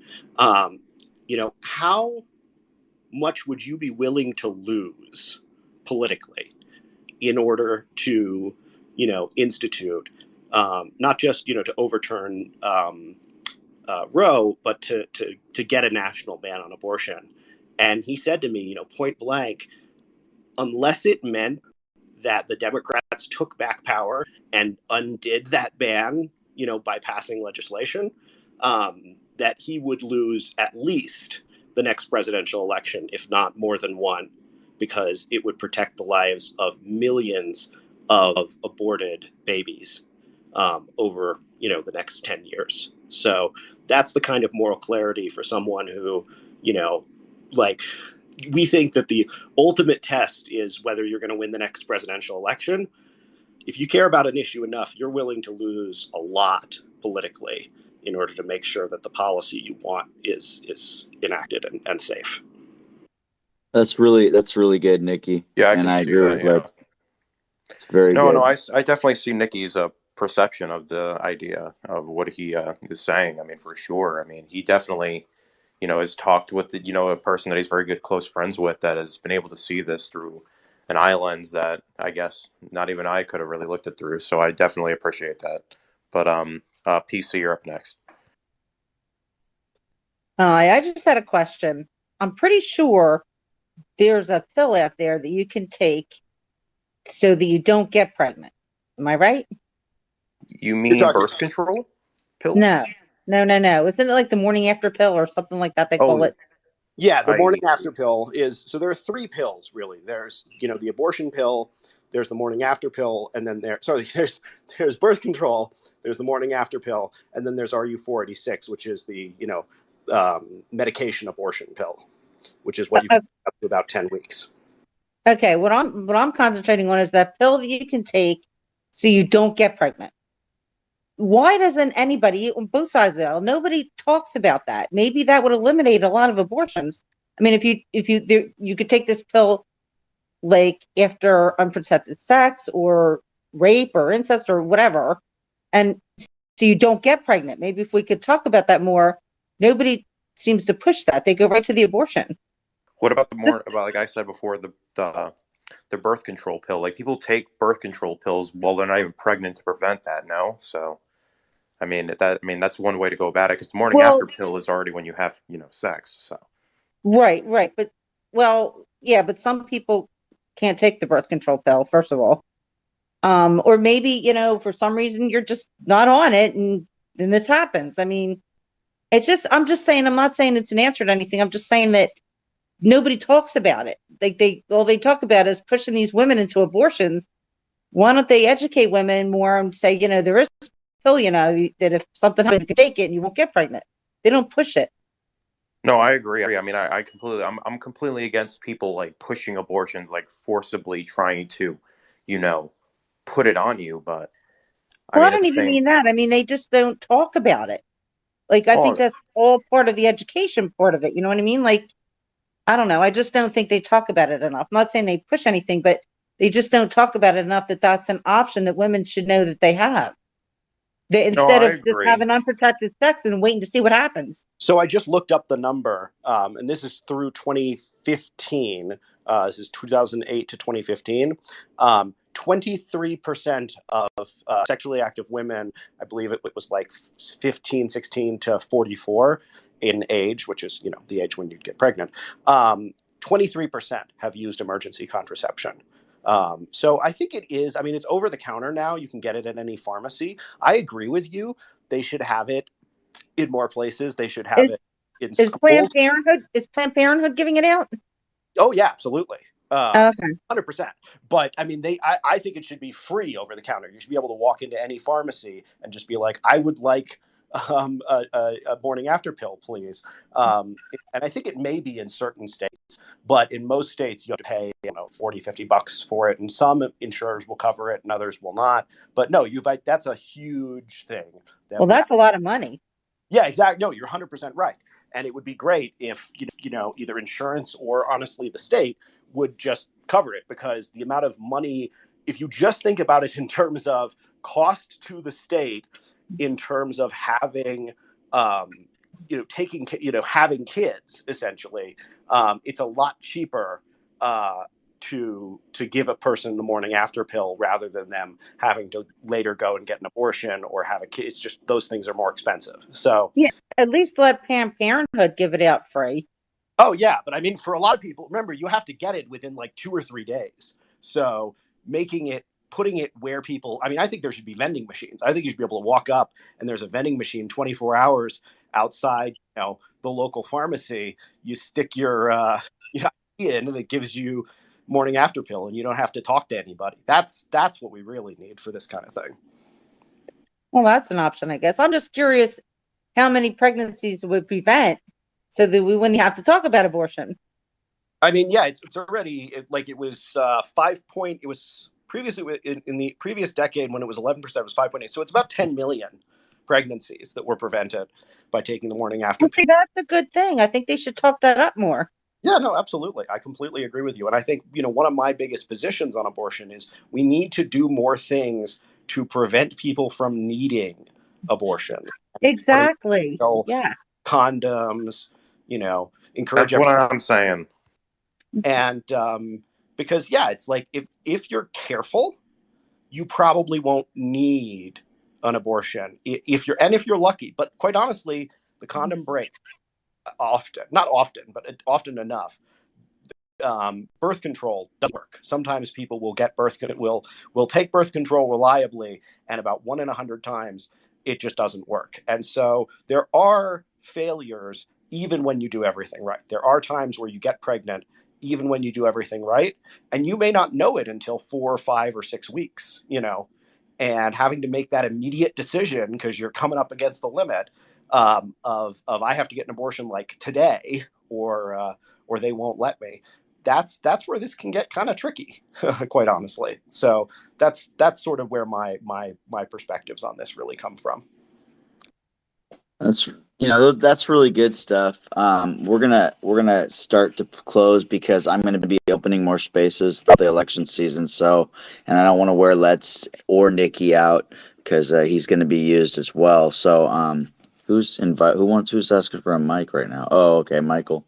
Um, and so we'll let Katz and Colin get some final thoughts. What do you think, Let's? And then we'll Yeah. close in prayer. I want to give a couple promos of things happening and the coming up with our team, Let's, um, and then we'll go from there. This was a very good discussion. But I mean, it hasn't been done yet, but it's very productive. I agree. Thank you, Let's, for jumping in. Our special guest didn't come, so I had a backup plan, and I think it was a good one for us. Colin, go ahead, and then Katz, give your final thoughts before I promote stuff. Well,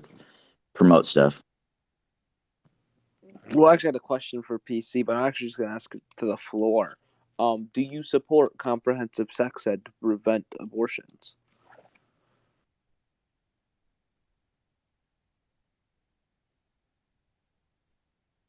Anybody want to take that?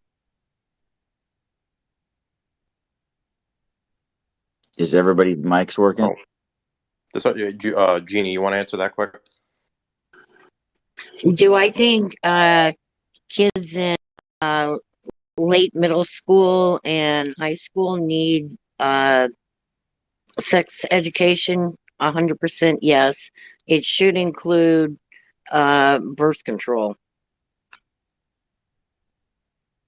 I agree. I believe that sex education should be taught more in schools as well, because I mean, I feel like some teenagers, especially at my school. I mean, my school wasn't that bad, but like, what do I know? My point is, it should be taught in all schools, especially in areas at schools that I would assume that it is not being known as well.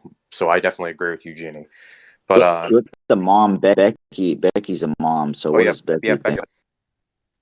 Absolutely, I'm a mom. I did it 4 times over. I'm going to be 48 next month. So I grew up in the era where it was talked about, but it was sensibly talked about.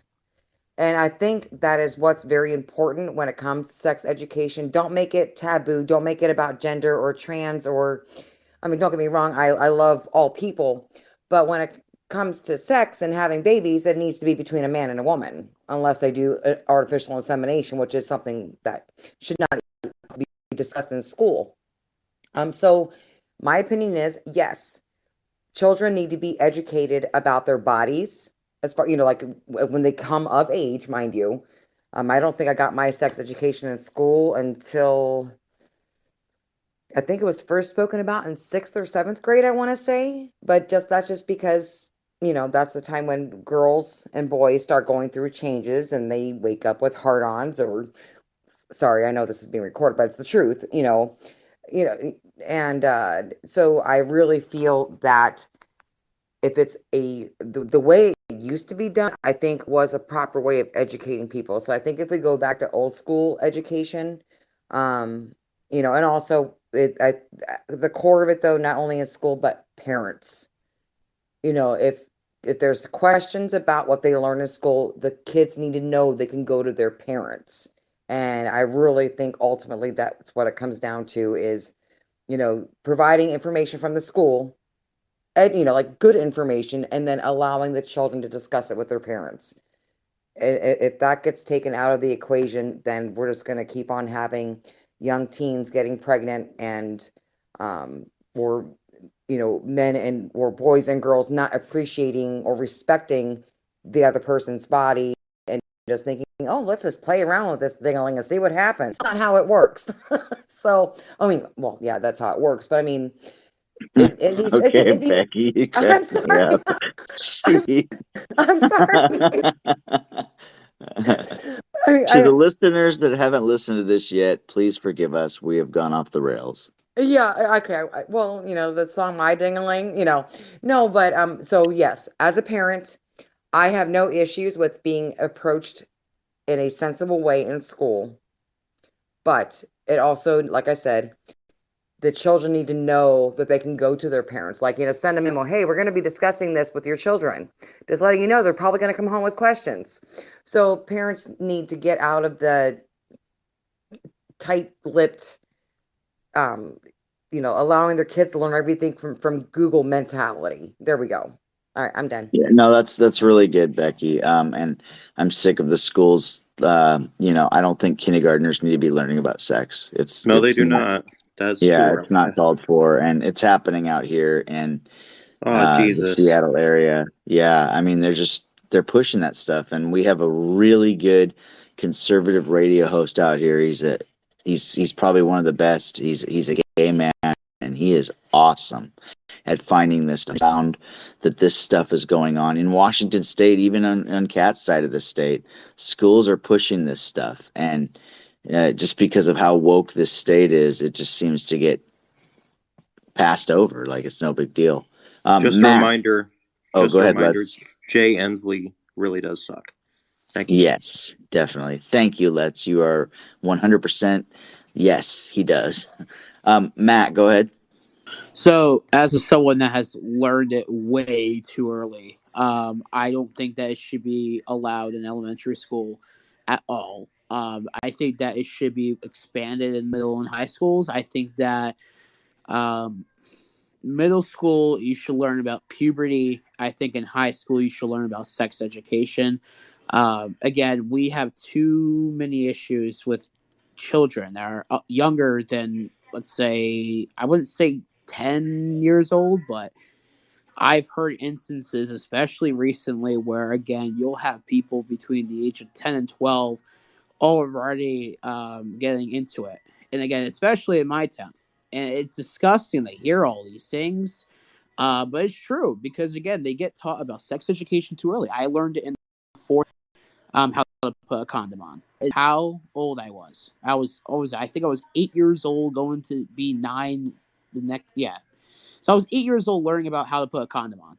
Unbelievable. I did not need to know about that. My mom pulled me out of that education for next year. And again, it wasn't as bad. But again, I don't think that children that young should be learning how to put a condom on, or women shouldn't know how to put a tampon on. It's way too early. And I understand that there are instances where women do go through their periods way too early because some of them are prematurely on their periods already. But I don't think it's appropriate to teach that in school at that time. I think that if there's an issue, they should contact the parent. The parent should tell them exactly what's going on before they can discuss it in a higher level of education. So my point stands with not even teaching a speck of that in elementary school. Let them go through the K-5 program. Then in middle school, I would assume that you would talk about puberty, and then when it comes to high school, definitely talk about sex education, because I think that, sex would be more of a popular topic for high schoolers, not middle schoolers. When you're, 10, 11, going to middle school, and you're already doing it with a female, it's just disgusting to hear. And we don't need that in society. So, yeah, no, that's my stance on that. No, that's very good.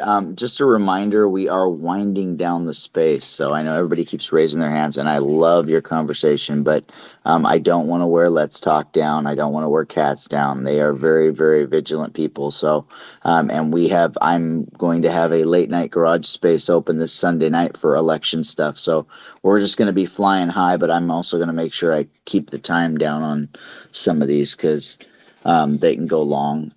Colin, go ahead. Yeah. I'm gonna tell y'all something that's gonna blow your minds. Oh, Did boy. you know you got your first hint of sexual education when you were 3 years old, and you probably didn't even know it? Oh, boy. Have you ever heard the term "no means no" when you were in preschool? You probably heard it even later on in life.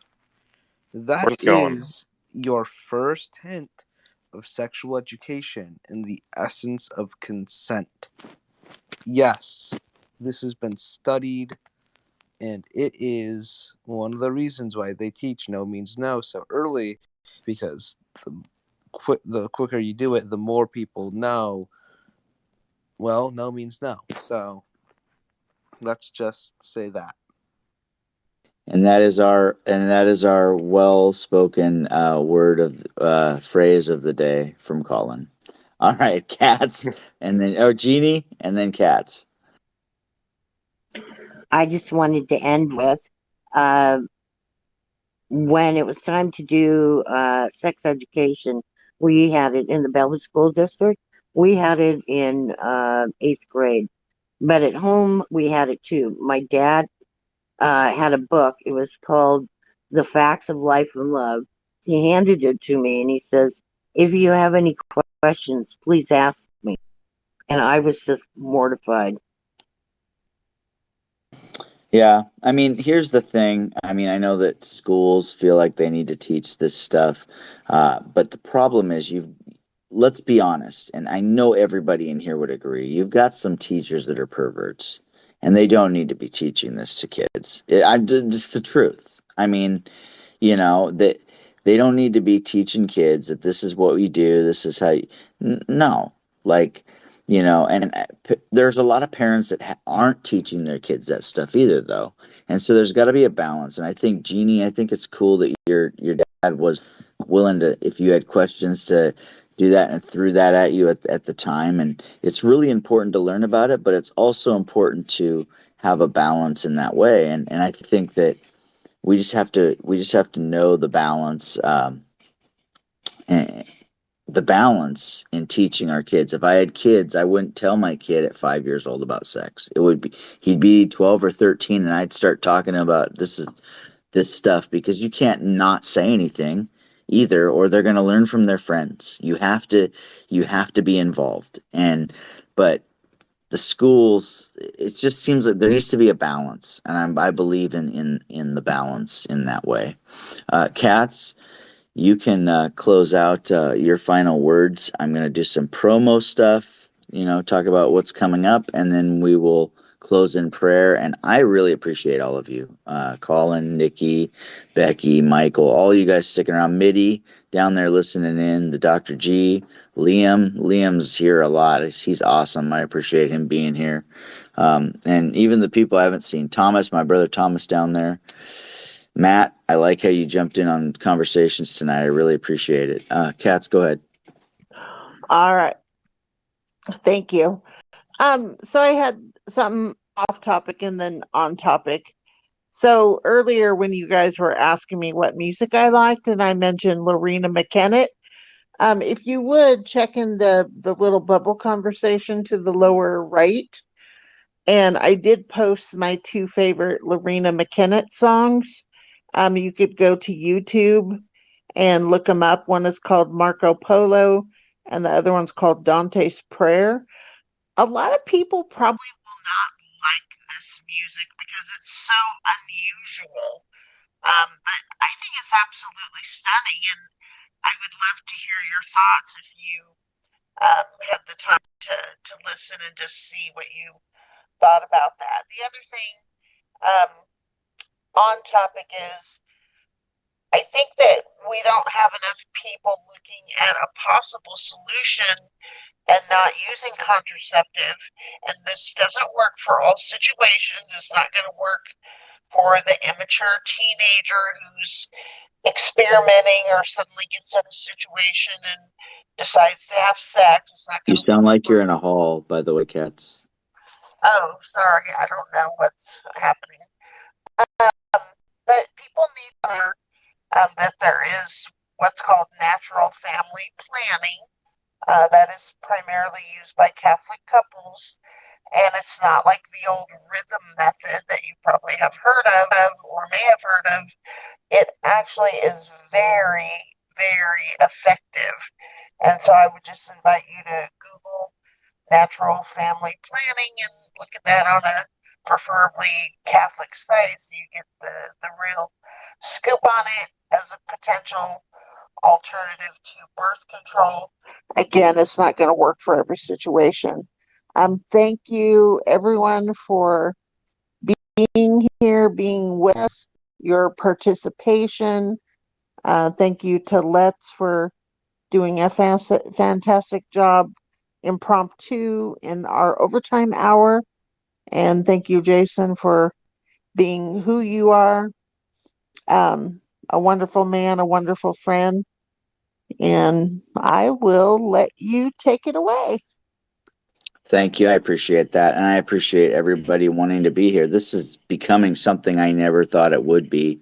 And I love having a place. I've always wanted to do radio and stuff and do things. And it's just fun to do this with you guys and have all of you guys here. So I will give you a funny story tonight that happened to me. I run our, for those of you that don't know, I run our conservative political forum Twitter space, our Twitter account as well, because somebody's got to do it, and I like being able to promote us. And so where it says in there to change the age, I thought, well, you know what? I'll change it to when we were born. The Twitter account was born in, I think, May. I think that's when our friend Beth put it. So I changed it to May, and I immediately got closed out of our Twitter account. It said, "We're gonna you if you're under 13, you can't have this account." I was like, what? I just wanted so you can't change the date because then it would look like you're younger. I'm like, so then it looks like we're a 6-month-old on Twitter. That doesn't work. So I had to send Twitter. I had to call Cats. I was freaking out. I'm like, tonight's the show. It didn't work out. So we figured it out. And then I emailed them. And surprisingly, within 2.5 hours, they had our Twitter account back up. So I'm very thankful of that. And, we're going to keep that conservative political forum Twitter page. I like to promote with it. But we're just, I thought I'd share that funny story with you. I was like, oh man, it's something small. Like you wouldn't think you just get closed out for changing something like that, but no, they did. They closed. It said, it said nobody under 13 can have an account. And it's like we're gonna close this account. I'm like, no, no, no, you can't close this account. We've been building it up for months. So I just thought it was my freak out moment, guys. So That's a standard age for everything too. yeah, yeah. So they fixed it though, so we're good to go. Thank you, Let's, for filling in, and you are a big part of the team. Let's, can you check with Traz next week and see what helping talk about some of the races? And Is this for the election night or for the preview? This is the 26th. Remember, next week you guys Okay, are all right. Yeah, I thought that was and Nikki and I doing. Actually, sorry, no, that's no, the no. Late Night Garage. My bad. Yeah, no, late night garage. We're just doing our own thing, whatever we're So doing. yeah, I But can check next in week, with Traz to see what's up. Colin, can you be here next week and you can be a part of talking about some of the races because we're basically talking about political stuff. If you can be here to talk about some of the Sunday Democratic or stuff next Wednesday? next Wednesday, we'd love you to be there Sunday too. But we're talking about next Wednesday. We're talking about Let's is going to be running, talking about a lot of races around the country. But we need some people to be able to talk about it. I can't necessarily guarantee my appearance at this time. Okay. Well, it's cool. We'll have it working. If you do show up, great. That'll be cool. And we love to see all you guys there. All right. So one more thing. Yes, late night garages are coming back, not as trivia for right now during election season. The next 3 Sundays, I think they will be. They will be late night garage election countdown spaces. So we will definitely be opening those. I don't have a time frame. They're not going to be like, oh, this will be open for 3 hours. No, it could be open for 4 or 5 hours. It depends on how long the space goes and how long Let's and Nikki and I are able, feeling like we can run it. At some point, we'll close it down, but we're gonna dive into the deep election stuff, and you guys There's a can just lot of come races to in. go through, so if you're Exactly. interested, stick Yep. around. Deep dive, right? We're gonna do a deep dive. Yes, Right, Nikki? This is the big preview. Yeah. And then yes, Becky. Quick question. I typically work Sunday nights, and then the following Sunday the following week I'm going out of state for visiting family. But what time in the evening are you going to be starting these exactly? Like, because I'm in Central Time, so. Well, I'll have I'll have the times for them. I don't have the time for each one right now, but this week starts at 7:30 on Sunday I night. won't be able to So join with that until after 10 o'clock my time. So.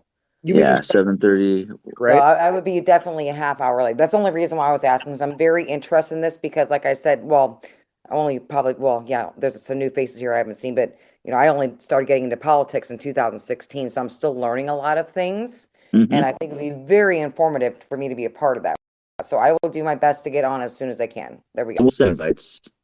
Yeah, with the election coming within a little less than 3 weeks as well, with the forum growing as well, like Jason explained earlier, I'm sure Jason would definitely appreciate it if, as it gets closer, that we try to promote this, like the big election night, because it's definitely a place you'd want to be if you want to be on a Twitter space for sure to get some. Oh yeah, Definitely. yeah. Let's will be one of the co-hosts, and then we're working on the Democratic side for a co-host for the Democratic side, but we're going to be doing just like a regular Fox show or new. And we're going to call calling races, and yeah, you'll be able to give your 2 cents on races as they're coming in, or percentages or anything like that, just as it's coming in. Exactly. I, for one, am stoked. Just saying, like totally stoked. I have a correction. What? I have a correction. Do not refer to us as like CNN, please. I'm just saying I'm being fair and balanced, and I'm saying we're going to be like all just don't other say channels. MSNBC. No. Yeah. We'll be like MSNBC. We'll be like CBS. Just kidding. We're our own space. We are the Conservative Political Forum, and it will be election night special edition. So, if I can't get the Democrat, I think Mitty down there might jump in. I talked to Mitty about it, and she said that if she needed to, I talked to her about it, and I didn't want to force it on her, but she said it was fine if somebody needed to fill in. Well, and I would love it because Mitty's very knowledgeable for the Democratic side, and we really like Mitty. Mitty's awesome. So, that would work too. We're gonna have fun with that, right? Oh yeah, most definitely. He'll be very good. But these late night garages, I think we're doing deep dives. I think we're gonna just let people talk about what's going on in their state, and we're just gonna open it up. Sure, yeah, we're just gonna let people just kind of talk about like any races in their states that they want, our 2 cents on, or if they want to share any issue that a candidate's talking about that they're either in support of or against. Just speak your mind. Yeah. So we'll have fun with it. So we look forward to seeing you guys there on Sunday night. But let me close in prayer for now, and I hope that you all have a wonderful next couple days. I'm not working 4-day weekend. I took a break, so that's important to me. So let me close us in prayer real quick. Father God, I thank you for everybody here and everybody that was here tonight. I thank you that as the election comes, we are able to stand together and we are able to get understanding about what's going on, Lord. I thank you that you keep everybody strong and at peace through their circumstances and whatever they're dealing with, God. We know that you are in control of our lives and the things we go through. And, Lord, we know that you created each and every one of us differently, to think differently. We're not to be just one collective, but we are to be